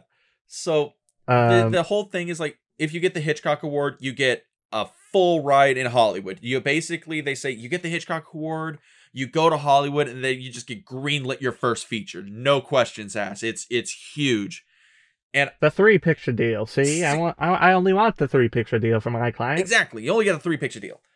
But yeah, Hollywood doesn't work like that. No, yeah. Yeah. But I mean, that's like the MacGuffin where it's just like, oh, we want to get this fucking award at the end of the movie, so we have to do a really good thesis film. But then again, she decides to do a slasher film for her thesis, which is, oh, this. She's like, I have this idea. She goes to her professor and she's like, yo, I have this idea. I'm gonna do a slasher film where the killer is killing people based on these urban legends, and it's gonna be insane. And her professor, who's I don't know who this actor is, but he looks very familiar. Hart Bochner. He looks like Discount David Duchovny. Yes, that's what he looks like. Discount David Duchovny. Professor Solomon is like, that's a perfect idea. Oh my god, like, it's gonna be great. Please, okay, it's shoot not it. a half bad idea. I mean, yeah. If you've seen the first movie, you know how it works out. Is that what the first movie is about? Yeah, the first movie is about the killer is killing people based on urban legends. That's what the first movie is. God, I hate this movie. Already? Oh, wow. But yeah. Because it's just so like, why? Why is any of this going on? Why is any of this the milieu that you decided to use? No layman really understands what film school is truly about. And this is like oversimplifying it to the point where it's kind of cringy. Really? I mean, like, I don't know. It's just like, I made some pretty bad shit. Especially because if you saw the first urban legend, and then this is what the movie is about, you're just like, you're sitting there going like, really? This is what we decided to do? It's one of those things where it's like, it's a very interesting concept, right? Because it's, we have a serial killer. He's killing people based on urban legends, where it's like, oh, how did she die? Oh, somebody cut her open and took a kidney. Oh, how did he die? Oh, somebody forced Pop Rocks and Drano down his throat so his stomach exploded. Or how did this person die? Oh, they did the whole headlight game, like and they ran him off the road. It's shit like that, where it's like, okay, that's an interesting concept because it makes it for interesting kills, but it's also like very surface level interesting. It reminds me of that movie VHS. Yeah.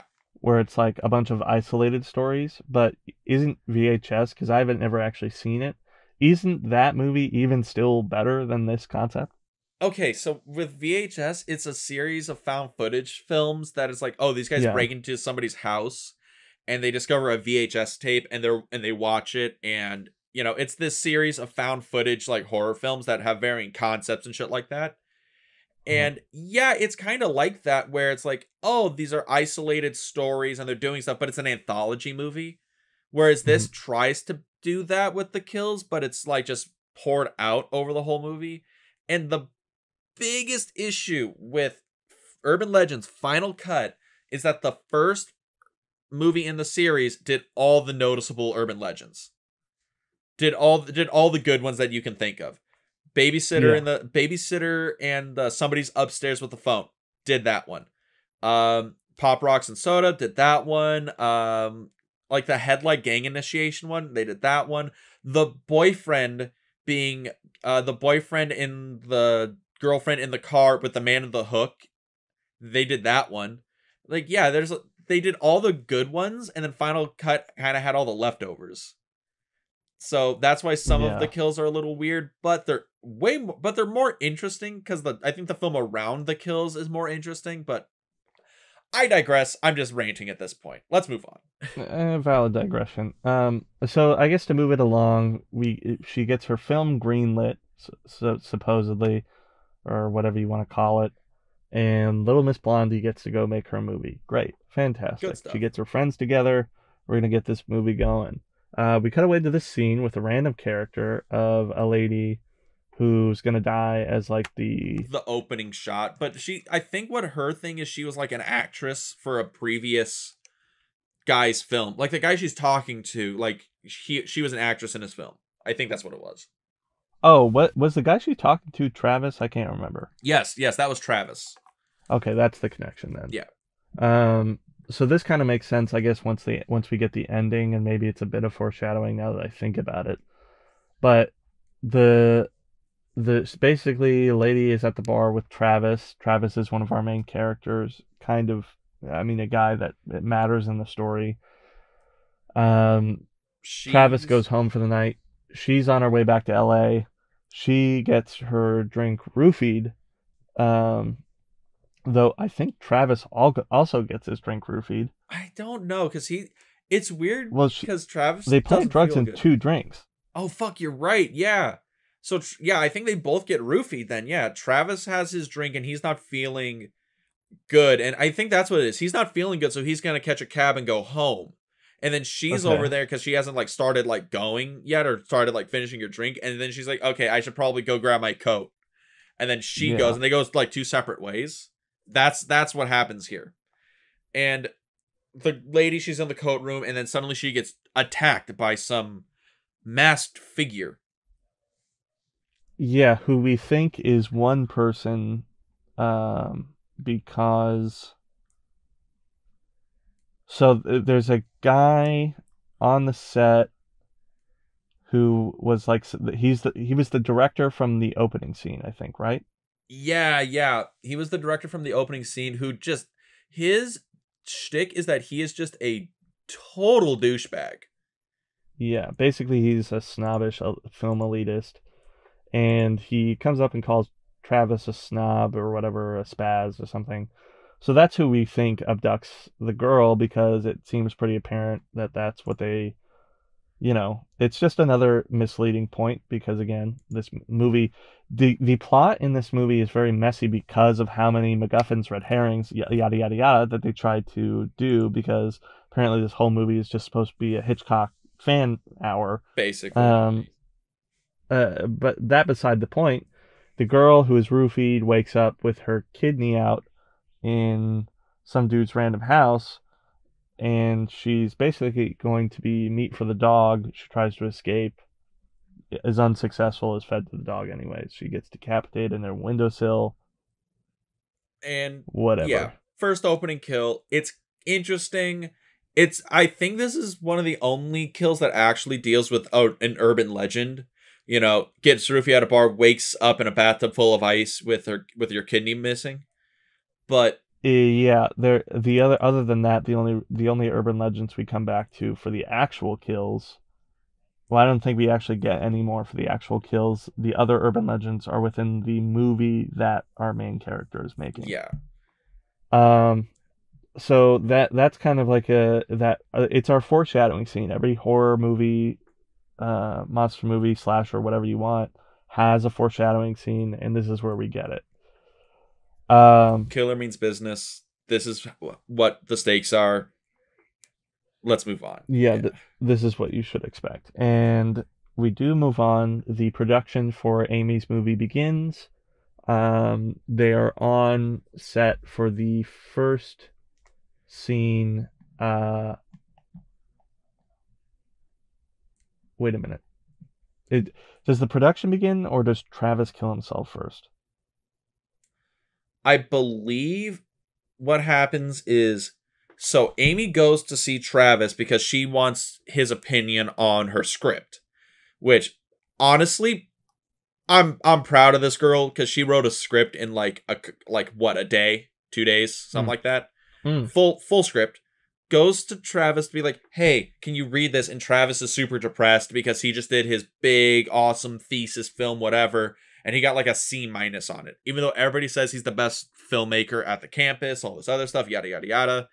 And he's super depressed. And then they try and be nice and No, reconcile. wait. This is what happens. It goes, she finishes the film, asks him for help. Then what's-his-face drops out as the DP. That's when she goes and asks if he knows a director of photography, and he gives the bad news that he got a bad grade. He's depressed, all that stuff, yeah. He kills himself. Well, it's implied he kills himself. Yeah. And then we start production. That's right, yeah. I think. They have their production meeting. She goes to talk to him about a DP. He's depressed. The next scene is, Travis found dead in his home. And everybody's like, oh, we're so sad. But the show must go on. Then we meet Simon, the new cinematographer from Russia, who has... I actually really like this character. I think he's my favorite in the whole movie. Right? Like, I like him because he's like just that right kind of like... I don't know. He's that right kind of like, mysterious, creepy European dude that's also like kind of retro cool. It's good stuff. I think I just like these people in real life. Like, we have a friend Thomas who's exactly this type of guy. He's the guy who's aspiring. What is it? Aspiring cinematographer who has his own camera equipment, and he shows up with his shit so he could do the job right. Yeah. He is. I just like those people in real life. Oh yeah, like honestly, this is very interesting if you've ever been to like a film school, like, or anything like that in real life, where all these characters are real enough people to where like, okay, I know that guy. Like Toby, he's the dick director. It's like, I know that guy who thinks his shit don't stink when he's making his movies, and he's just kind of an asshole, even though his movies are shit. Like I know Simon. He's the guy who's really, really into his camera and his cinema work and all that stuff. Who brings his own equipment. He's the gearhead. Like you know these people. It's very interesting. But as we move on, they have their first day on set. They're filming a pretty basic like horror scene. Girl's asleep in her bed, and when she wakes up, her dog would come over and lick her hand to make sure she's okay, and then she goes back to sleep. One night, she hears a loud noise, and she wakes up, and she's like, what was that? And she feels her dog lick her hand, and she's like, okay, everything's okay. She goes back to sleep. Wakes up, and the dog is gutted with a red blood painted on the wall that says, well, humans can lick too. And that's... Yeah, I've actually heard this urban legend in real life. Really? Yeah. That was actually kind of interesting. That I was like, oh, I actually recognize that being told around in high school or middle school or whatever to creep you out. This is the kind of thing that you told at a sleepover to be like, ooh, scary. Well, what was the point I was trying to make? So yeah, this is the first scene they get, and yada yada yada. They wrap the day of film. And our actress, who's absolutely god-awful, apparently. Yeah. Played by Jessica Caulfield. Yeah, who's playing a bad actress on purpose. Yeah, very bad. Better acting in a porno film is a quote from this movie. That is very true. And she forgets her keys on set somewhere. So she has to go back and find them, and this triggers our next kill scene, which is a giant ode to Peeping Tom, which is a slasher film from 1960. It's one of the first like slasher films. It's a British film where the killer is using the camera, and we see through the view of the camera, and he comes up and he stabs her with I like a tripod thing. That's how Peeping Tom does it. This one, he's literally holding the camera, and we see it through the view, and he stabs her. So there's a homage there. This movie is filled with a lot of random homages to older films, which is interesting. But like that one's pretty obscure. Interesting, to be honest. But But that's what It does happens. also make for the best kill of this movie. It's true, because that's the one where there's the most tense. Oh yeah, well, I mean, like, if you think about it, that's actually really. This is the most creative thing in my mind, even though it was apparently that not stolen. That's not the right word, but Paid homage to. It's um, like, I think this film would say, we paid homage to these classics of the genre and not stole them. yeah, I mean, yeah, but that's what film is you steal a lot of things all the time, and it makes for some of the best moments in your movie. Uh, just ask Spielberg, Tarantino, Scorsese, etc.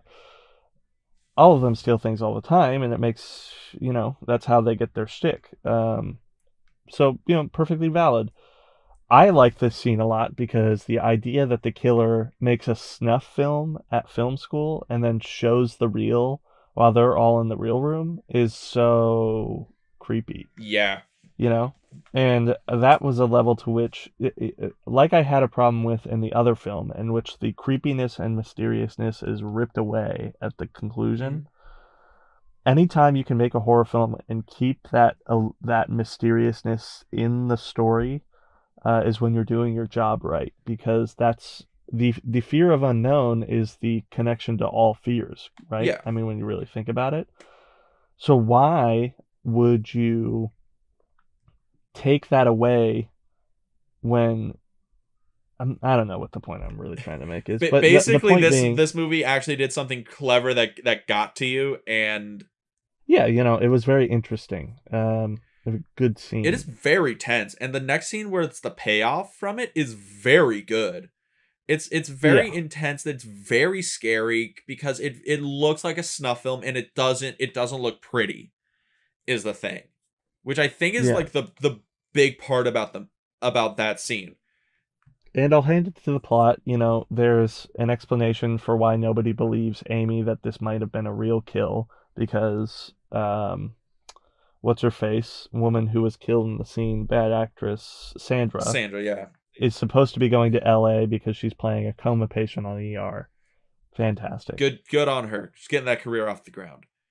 Obviously, though, we do never get like a call from an agent in LA being like, "Hey, where is Sandra? She never showed up." Or But like, where the that's fuck is this actress? We scheduled her for like 2 days. yeah. It's kind of like that moment in 12 Monkeys from a few episodes ago when we finally hear that he correctly predicted that the boy was in the barn. It should be one of those things where it's like one of the side characters finally hears that on the phone and is like, "Oh shit, there really is a killer." Why doesn't the security guard get like a missing persons report because she never showed up in LA or something like this? Yeah, and I don't it's know. it's all kinds of weird. But then Yeah.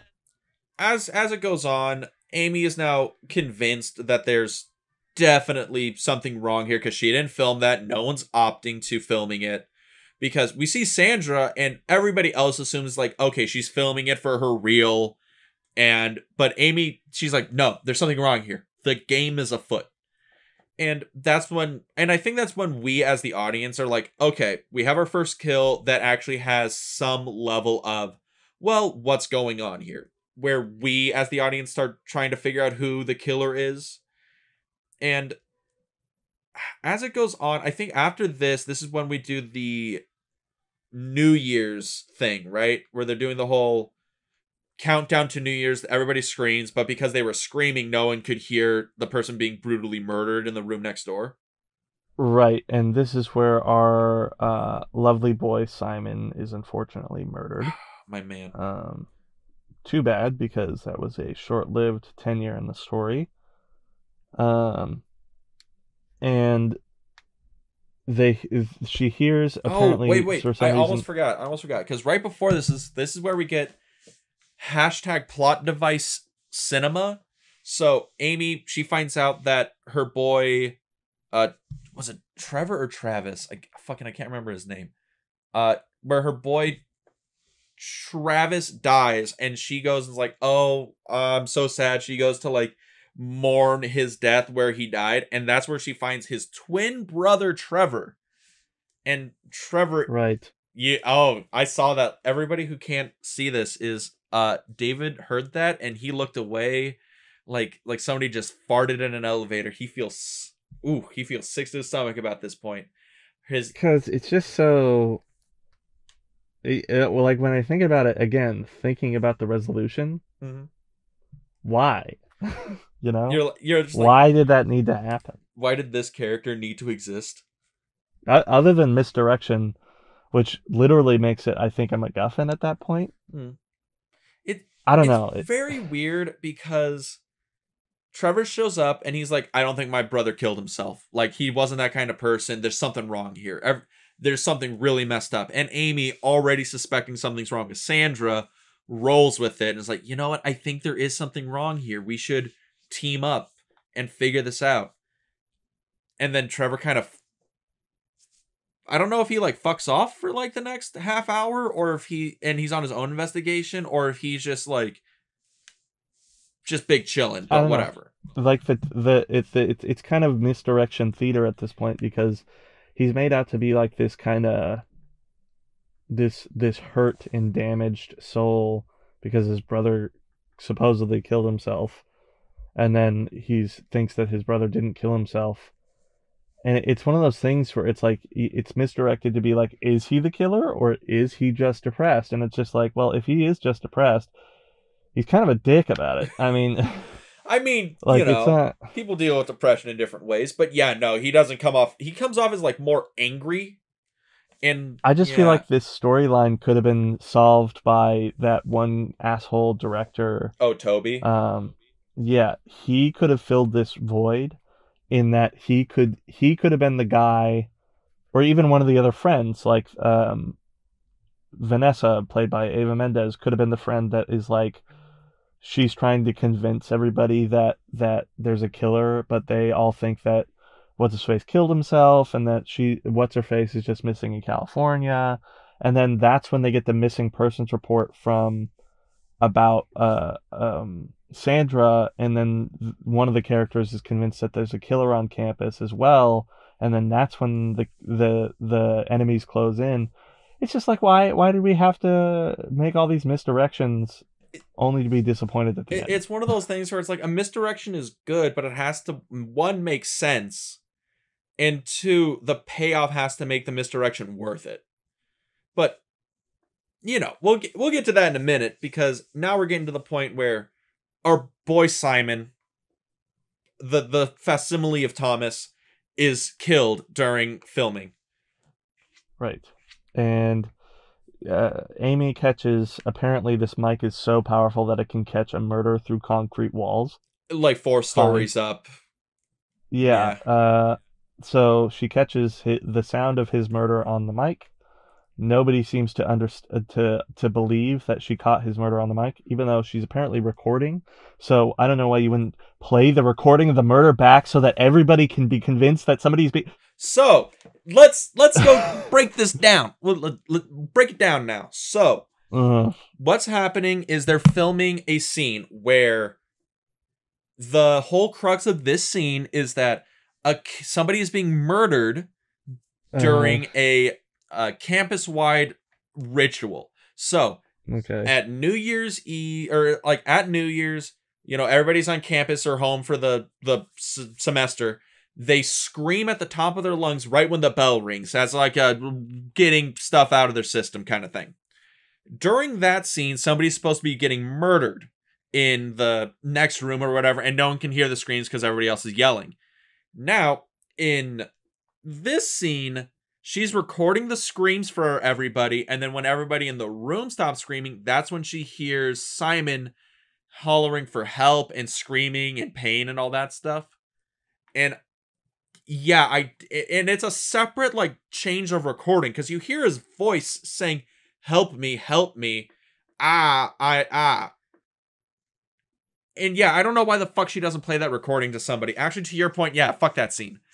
Me neither, because it literally would be okay. It goes back to this whole plot point we just tried to figure out with like getting rid of the Travis character, because then 2 of the students could be convinced there might be a killer on campus, but then like the whole group can be convinced because they it'd be like when they played the snuff film in the showroom, and they all listen to like the tape of the audio recording, and then they're like, oh my god, what is that? And then they run outside and find nothing there. And that's when they can look up at the security cameras, and we can go back to our security guard who's just playing Pam Grier Fantasy Hour, But which I thought was really fun. I think she's the funniest character in oh this yeah, no, movie. Reese is great. I think Yeah. she is the only character that's in every movie. I think because she was in the first movie, Yeah, second, third. Yeah, it's like the obligatory recurring character that we need to have to reference the last movie, yada yada yeah. yada. But the thing is this she's also like a really good at because she kills this part. I Oh also, yeah, she's great. It's anybody who but likes Foxy Brown is good in my book. So whatever. exactly. So Loretta Devine, go get that check. We get you. But so then, getting back to not our fixed plot, but the real broken plot. From there, there's a chase. The killer goes after Amy. After the security guard is unconvinced that there's something going on with Amy. Because And Amy, I think they watched the security tapes and there's nothing on there. Or like what is on there is like really obscured and they can't actually tell what it is. I think that's the thing. something like that. Yeah, but she goes to But watch them. Amy is chased for the first time, and let's see, she gets away because she jumps into the lake, and then what happens again? Okay, so she's in a viewing room and she's watching the security cameras, and it's one of those things where they're grainy black and white, so you can kind of tell like, okay, Simon's being assaulted, but you can't tell if he's being murdered. Amy gets chased around in the fucking building, and then does she go to she gets outside, and I think she goes and hides in like the sewer or the service tunnels. Yeah. She goes and hides in the No, service. that's the second chase because she's chased twice. That's right. Yeah. She goes and she runs and she hides and she falls into the lake and she's hiding in the lake while the killer's chasing after her. Yeah, something like that. Sorry, everybody. Like, we do watch these movies like pretty thoroughly, but you got to realize we're watching like 4 hours or 5 hours of content and trying to recite it back to you. I think this week it's just a particular problem because the plots of these movies are all over the place, right? Yeah. They just focus on trying to like misdirect you to surprise you at the end when that's not what watching a horror movie's about. I'm just gonna flat out say it. Both these movies are bad because they miss the point of a horror movie. A horror movie isn't about being surprised because of the plot. Horror movie is about getting scared because of the plot. Yeah, it's one of It's those a different things where thing. I don't think there's any point in this movie you are scared as to what's going on. You're concerned that the characters are going to get killed, but there's jump scares, you get startled, but there's no meat on the bone really. Yeah, there's a level to which dramatic irony is used within horror movies for the audience to get what is going on and then be scared for the main character. But both of these movies, we are in the shoes of the main character, which can be made to be good, but they miss the mark by going right back to a horror movie ending anyway. And it's just one of those things where it's like, well, why do all the other stuff if you're just going to ruin it anyway? Because as we're reciting the plot, we'll move this thing along. Basically, there's a couple more chases by Amy. There's more characters that are killed off in kind of interesting scenes, even though they're kind of just like conveniently made up with this whole like B story of her completing her movie. Yeah, it's weird because Amy's doing the movie and then the killer is using the surroundings of those scenes to commit the crime. So it's like the movie she's making is becoming reality kind of thing. And when you get to the end, which, again, spoiler alert, you should have watched the movies, but if not, it's not really that important.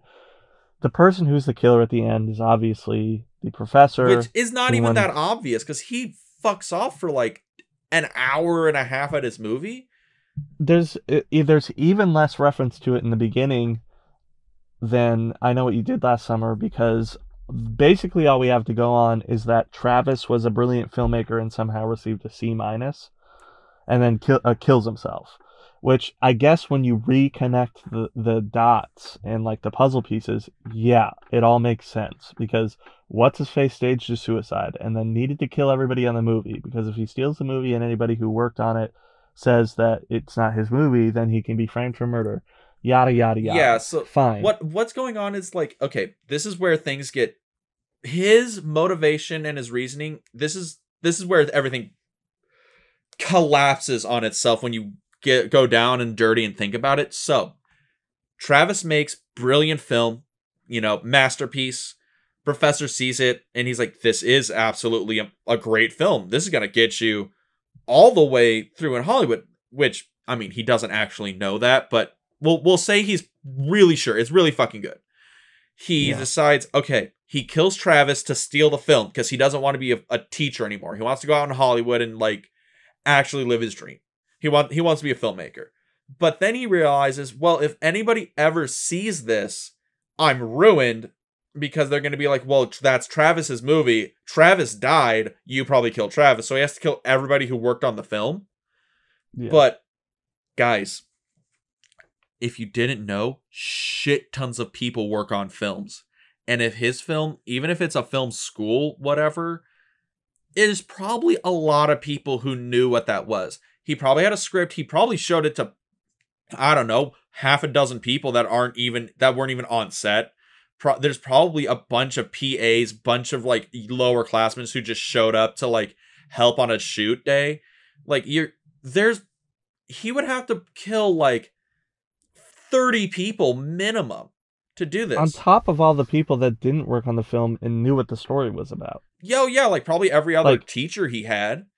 Because Travis is like secretive in the beginning about what his movie's about to Amy, but don't get me wrong, normally when you're writing a movie, you gotta show other people what's going on, or else most likely you're not going to make a good movie because you were the only person who had eyes on the story. And also, you're in film school. You don't have the years and years of experience to just know. Granted, they say Travis what happened to the professors? What happened to the professors who also saw this movie? That's the thing, because Travis he's like, oh, he's like secretive because he's not like confident if the movie's great, but everyone's like, dude, you're the best filmmaker, you'll be fine. So my guess is that he shows this one professor the movie first because he's like, hey, I trust your opinion. Can you watch my movie and see what it says before I turn it in? And they watch it. They're like, it's fake. It's fucking great. Whatever. And that's probably what happens that's when he splices a shit like film onto Travis's credits and turns that in for him. That's probably what happens. Because this movie's old enough where all the films are on like actual film. It's like on 16 millimeter. So that he cuts off the credits of Travis's film and sticks it to a shitty film and turns that in for him. And then that's what he gets a C- on. And then he proceeds to kill Travis, probably because Travis confronted the professor about it. Professor kills him. And then the professor's like, well, in for a penny, in for a pound. I'm about to kill like 9 other people. Yeah, it's just so convoluted just to get a surprise out of the audience. Right, like who else could you have been the killer? Because don't get me wrong, his motivation, the motivation I like, because it's like, okay, you wanted to make something of yourself, but you couldn't, so you were relegated to being a teacher at this film school. And the reason you have a thing against Amy is because her dad was the one that knocked you out of the running for this Hitchcock Award when you were a student here years and years ago. But this is actually why I think that we've chosen 2 movies to pair that actually have something similar between them this week. Both movies do the same thing at the end of their movie. They bring up a surprise killer who you didn't expect the whole time, and it's kind of a letdown. Because while it's kind of interesting, that in theory, a professor stealing the movie from one of his students, okay, interesting. Though it's not alluded to at all in other parts of the movie. And at the very least, let us be suspicious of everybody in the movie and not just be like, oh, we trusted this character. Well, you were wrong for about no apparent reason. And then it's the same thing in the other movie. It's like, or even less, because we don't even see the character that will eventually become the killer until the end of the movie. And it just gets back to this point where it's like there are so many interesting stories that could have been it. You know, like the Dick director could have been good because his movie sucked, but he was an uppity director, so he stole the movie from another student. The producer would have been good because he's an asshole and he's a power freak, and daddy's money didn't come through, so he has to have a film in order to make it into the film industry. And then you have The PA could have been good because then it's not even about the film.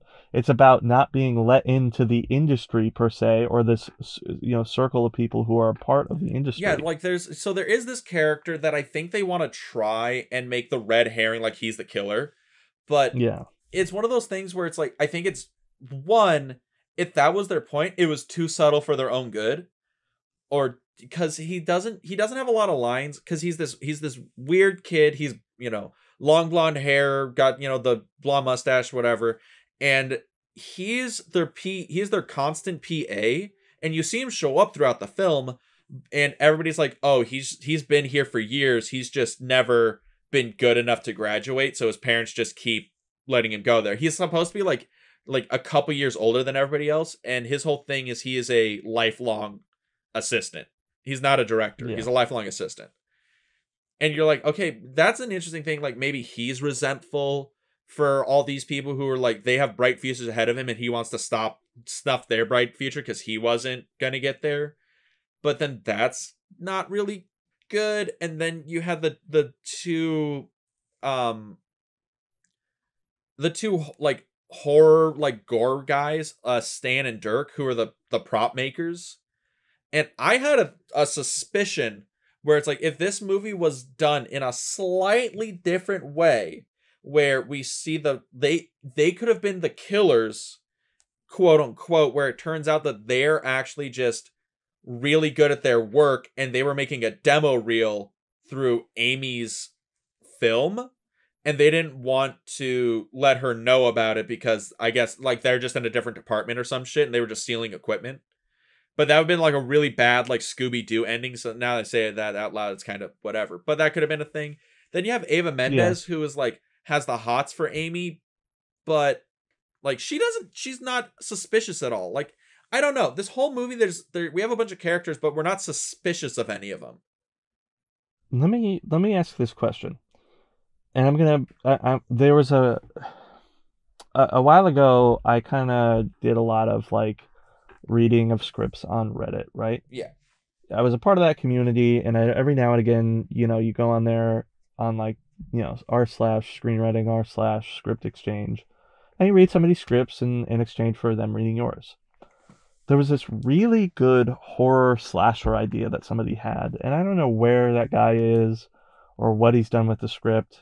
And I wish I still had access to it, because I don't even think I do anymore, because it was actually really interesting, and I think it had a lot of potential. But basically the story was that the killer in the movie is a copycat killer who kills people by like mirroring scenes from slasher films. He rents the VHS tape for the slasher film, he finds somebody in town, and then he mimics on screen while the movie is playing in front of him the murder. And then the protagonist of the story is somebody who works at the video store, who has to use similar knowledge to predict and catch the killer, right? Before he continues his killing spree on his group of friends. I like that. That's actually kind of interesting. Very, very interesting story idea. But the thing I'm trying to point out here is that in that movie, which again, if you're out there, contact me, because I'd love to somehow help you out on this, or give you support, because I love the idea. There's an interesting antagonist in the movie that we know from the get-go, and we know is the clear obstacle from the beginning, right? Mm-hmm. I Know What You Did Last Summer doesn't have the same thing, and neither does Urban Legends. We know there's a killer, but we have no clue who they are, and the mystery of the movie is the antagonist, right? Yes. In a way. That's the whole story, is that we got to figure out who's killing this person, who's killing these people, and we got to solve that. But the problem lies in that while what the movie I described has the antagonist, and there's a clear path for our character to go on.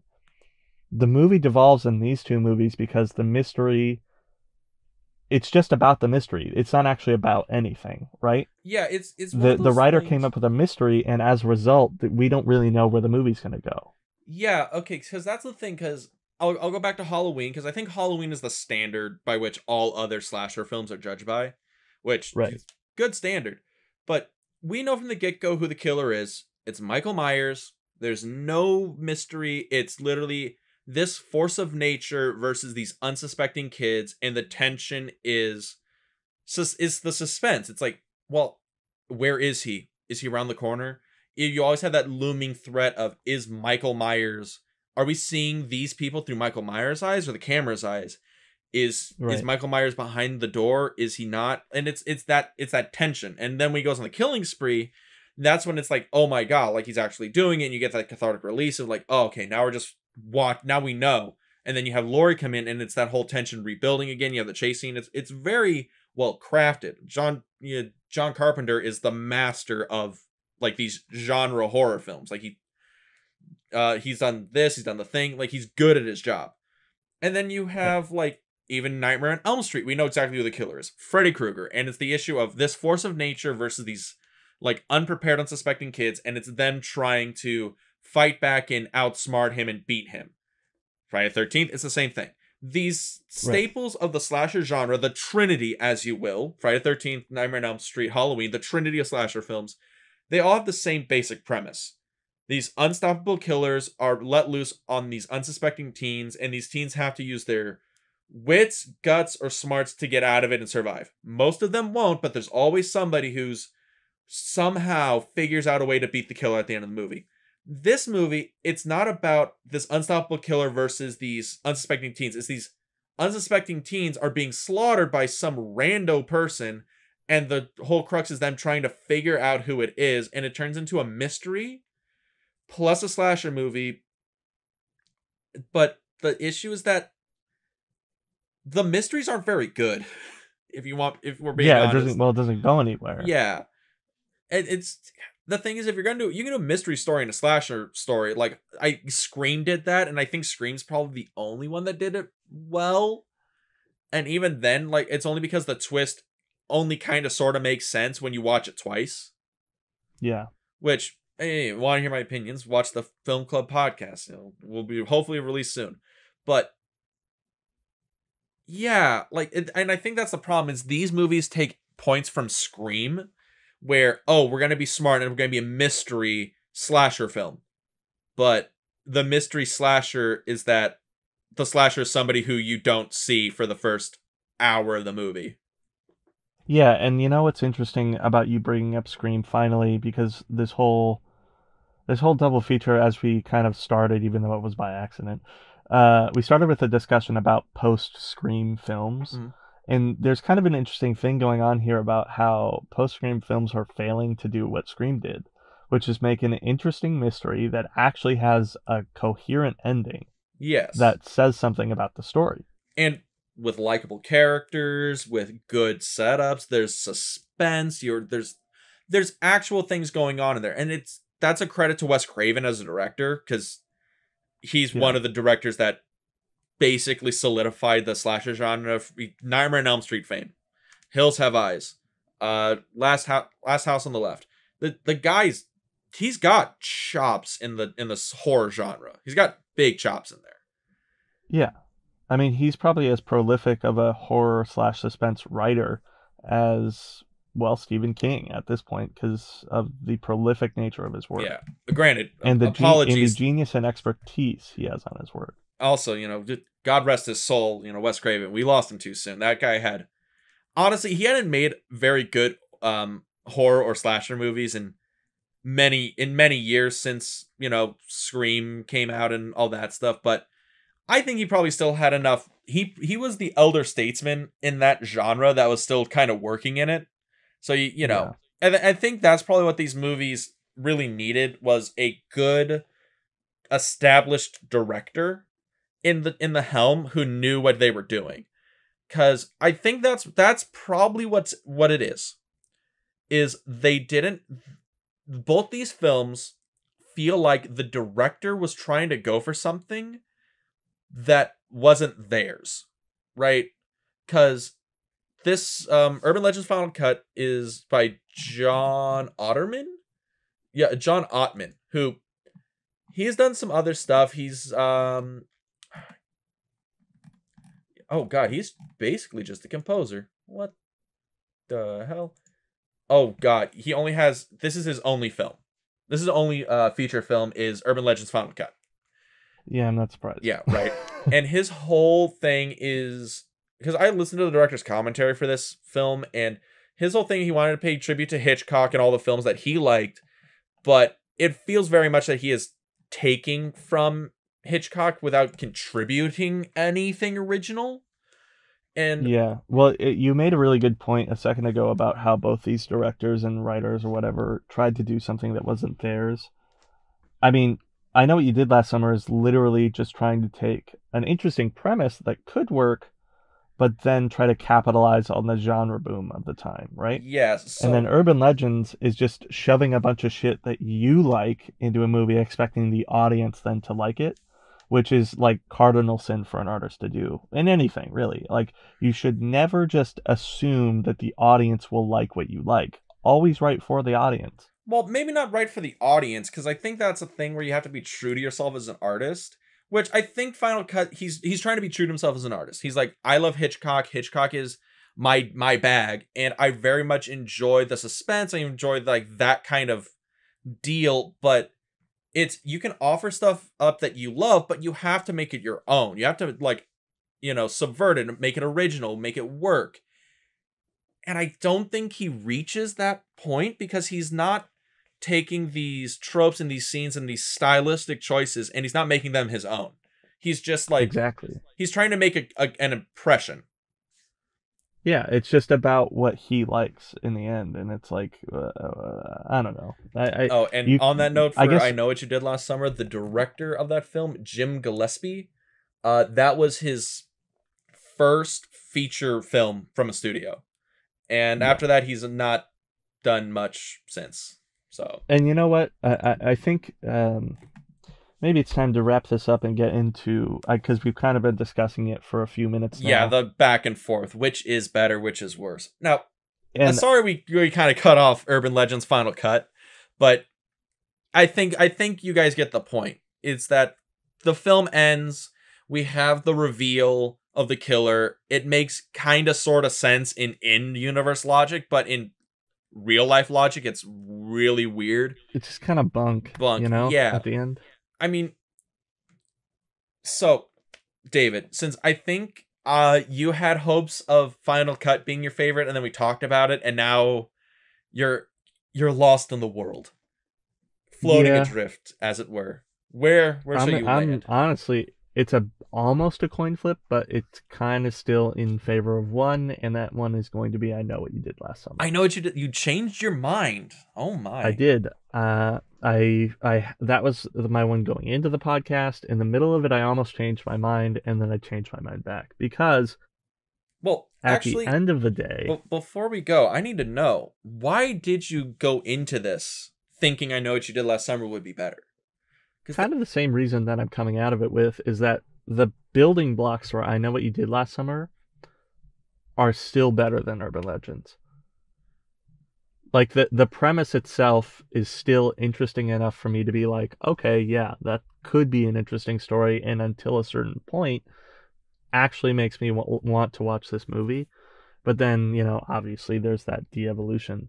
But even then, when I really think about it, doesn't really happen until the very climax of the movie that everything falls apart for me. Whereas Urban Legends, it starts to fall apart the more and more I think about this ridiculous movie. Okay. Well, yeah. So where do you think Final Cut falls apart? Are you just saying it's like it never built itself up to fall apart in the first place, or what? A little, I guess how I would put it is it again falls apart in the climax, but then it just makes me go back and question everything I just watched. Whereas in I Know What You Did Last Summer, yeah, it falls apart in the climax, but I still think that the story leading up to it was good. okay. I can see what you're getting at. It's the thing where it's like, because the killer at the end of I Know What You Did Last Summer is so out of nowhere, it can't reverberate and fuck up the rest of the movie. Yeah, Whereas, because there's not a whole lot of like fodder that's been hidden in the plot leading up to this that would make me go back and have to like analyze it for a second time, which isn't the right way to do that. yeah. It's I don't want to watch Urban Legends a second time, whereas like an M. Night Shyamalan movie that makes you do that is different. Mm. And then it's just like, too, it still is, there's an interesting set of characters it's more compact, it's more contained, and I Know What You Did Last Summer, and it kind of makes it easier. I almost have like, okay, there's one point you made there that I would want to argue against, and that's the acting.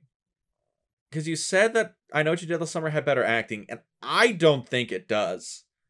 Oh, did I say that? Yeah, I thought you did. Right. No, I don't think Yeah. that was not my intention. That's not at all. okay. Yeah.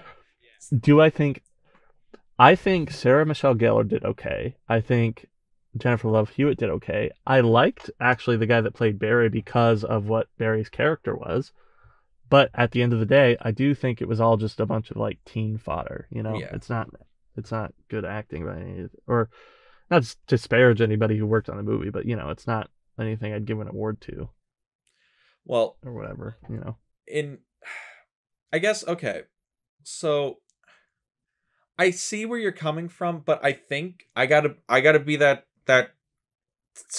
kind of contrarian to your point, because I thought I Know What You Did Last Summer was so just plain.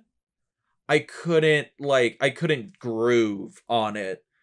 Because, like, don't get me wrong, like, I think it's a competently made film. It hits all the beats, but it doesn't really do anything, like, I think that's, like, interesting in it. Okay. Okay, the plot twist at the end, the climax, yeah, that's out of fucking left field, makes no sense. But I guess final cut, I think the thing is, like, yes, the climax of it is bullshit, but I think in the context of the story, you can kind of not forgive it, but it makes more sense. And yeah, I get the point where it's like, well, when you extrapolate that to the rest of the movie, it almost breaks down the rest of the movie. But I still think the concept is more interesting, and the acting I think is better across the board. There don't get me wrong, there's some people in Final Cut that just are miles away from the screen, but I think it still works. I think the plot's the plot's more interesting. That's probably where it is. It's probably like the quality is different, because I think I Know What You Did Last Summer has a little bit better quality. You can tell there's a little bit more put into it. There's a lot more. I do stand by that. I do stand by that. I really like the cinematography in that one. In which film? In I Know What You Did Last Summer. Yeah, that's the thing. Like, there's a lot of there's chops in that film, whereas Final Cut seems like you can tell it's somebody's first go at the plate, and it works, but it feels like there's not a good creative voice behind it that is changing the genre. But it's a commendable effort. I would rather have a bad copy than I would rather have a bad copy than a shit original, I guess, or a decent copy than a shit original, I guess, would be my thing. But I don't know. I think it's just like, I've seen Final Cut a few more times, not a lot by any stretch of the imagination, but like a couple more times, and I don't know. I think it works a little bit better. I like the Hitchcocking and stuff. I like that stuff. It is playing too smart for its own good, though, which is an issue. But I don't know. Honestly, if you really wanted to watch these movies, you can coin flip it. Really? Yeah, I do think that this week we might be coming up with a wash. Oof. First wash. But let's see what I think we've run into a couple of those before where we disagree, or I just think this is the first time that we disagree, and it doesn't really matter that we disagree. It's true. Yeah, it's a thing where it's like David likes it because it's it works across the board, even though it's not great. And my thing, it's like, well, it tries great things, it just doesn't nail anything. And I don't know. I really don't know. I have no idea which one of these is good. Yeah, I think if you are going to watch either of these, do it because of our analysis of that post-Scream thing. Because I think there's an interesting through line there that would make these interesting to watch for historical purposes. You know what? But past that, let's stick on that point for a second, because I Yeah. think that's what this is really about, which is really interesting because we're going into Halloween season. This is the prelude, and we need to talk about the movie that inspired these two, that relaunched the slasher genre. We got to talk about Scream, because these movies are trying to be Scream really hard. yeah. So, do you think I Know What You Did Last Summer and Urban Legends are getting sued by the writer?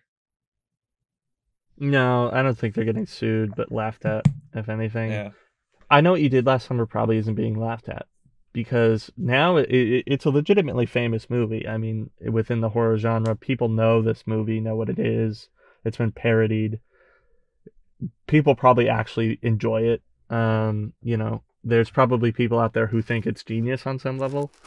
I don't know who those people are, but yes, they Sure, I definitely mean, exist. I wouldn't agree with them necessarily, but fine, if that's your thing.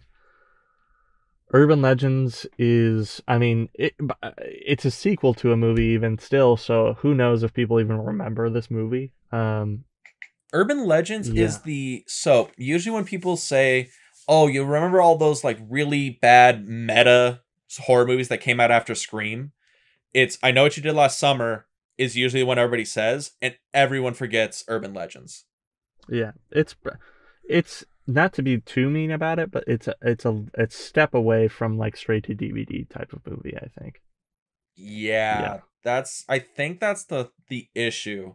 So Scream felt like it was a theater movie. It was a slasher movie that kind of it worked in a theater, but the I Know What You Did Last Summer and Urban Legends, and like that Urban Legends 2, which is what we're talking about, they don't feel like movies that should be in a theater. They feel like straight to DVD movies. Yeah.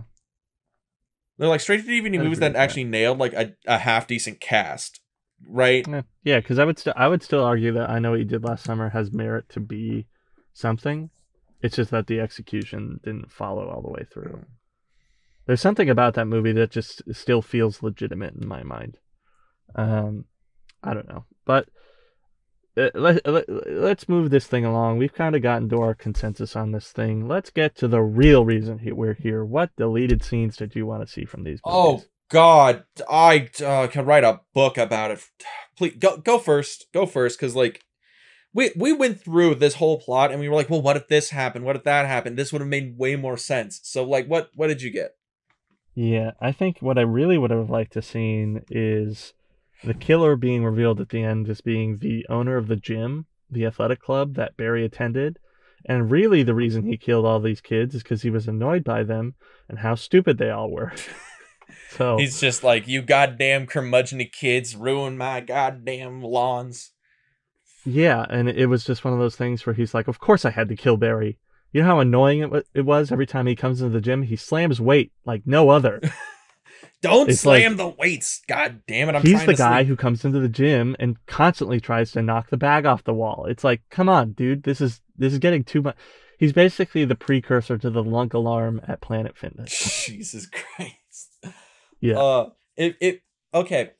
For I Know What You Were Last Summer, I wanted Max to be the killer just so he could be like, you guys, like, wait, you killed a guy on the road? I just did this because you guys were assholes. Oh my Yeah. God, Barry, you're a fucking monster. And like, Ray, I don't even think you're alive. I think you're just a piece of wood that's gained sentience. Like, oh, Jesus. Yeah. Like, honestly, like, that's why you want to see these guys die, because there's just nothing going on there. There's nothing. Okay, but Urban Legends 2, Final Cut. What's deleted scene do you have? What was it? I had one in my head, but I can't remember. You go real quick, and maybe I'll remember. Okay, so for Urban Legends Final Cut, the only thing I want to see from this movie is I kind of want to see the film worth killing for. I want to see Travis's fucking film, because they never say if it's a feature, they don't say if it's short, they just say he made a movie so good this professor decided to kill him to go to Hollywood. And I want to know what the fuck that movie was. I don't know many movies that are worth killing for a career, so like I need to know. This guy killed like 10 people for this movie. I need to know what that was. That's true. And I guess if anything, my deleted scene, because I can't remember what I wanted to see beforehand, and now it's going to bother me. Oh, actually, I do want to see, I remember now, that professor that was just talking about mise-en-scène and all this, and in the killer's office earlier on in the movie. I just wanted to see him die because I hate people like that. You're just like, this uber pretentious fucking professor is just spitting shit. Can we just have him die? It's be so cathartic for the film students in the audience. Yeah. Film history professors are a special type of annoying, so. You have no idea. Oh, I almost forgot, because I know these probably don't matter, but you're probably going to be a little mad at how much these movies made and how much these movies cost. So right. we'll start with the one that's, not a sequel and actually probably did well. So I know what you did last summer. How much do you think it cost, and how much do you think it made? For reference, it came out in 1997 in October, so horror movie season. Oh, good question. I thought it cost... As always, over under. For those playing at home, see if I'm going to go right. Over 5, under 8. Over 5 million, under 8 million. Yeah, and then made, because it was probably a huge success at the time, over 50, under 100, which is a huge gap, I know, but still. So, wrong on both. Yeah, I figured as much. Yeah, budget estimated $17 million. Oh, okay. No idea where that money went. Probably to... Yeah. Because also, by the way, the actors in the film, each one of them was like sub 22, sub 23. They were not. They were not stars yet. Yeah, and then you have the movie grossed $125 million worldwide. I don't know how, but it made a shit ton of money, which is probably why it got more sequels. When I really think about it, it's kind of unsurprising. Yeah, and now we have Urban Legends to Final Cut. How much do you think it cost? How much do you think it made? Granted, sequel. I'm gonna copy paste my how much it cost, over 5, under 8, but I think it made over $0. Under $1 million.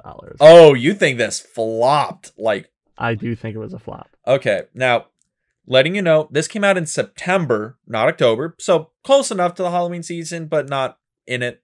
So this movie cost $14 million estimated. I can say almost all of it went to this film school that they filmed in. Right. Now, for the gross, this movie made like $40 million. This movie was actually a success financially. Critically, it's been destroyed. And now I kind of see why. Because I don't think we got into this. Have you ever seen either of these movies before? No.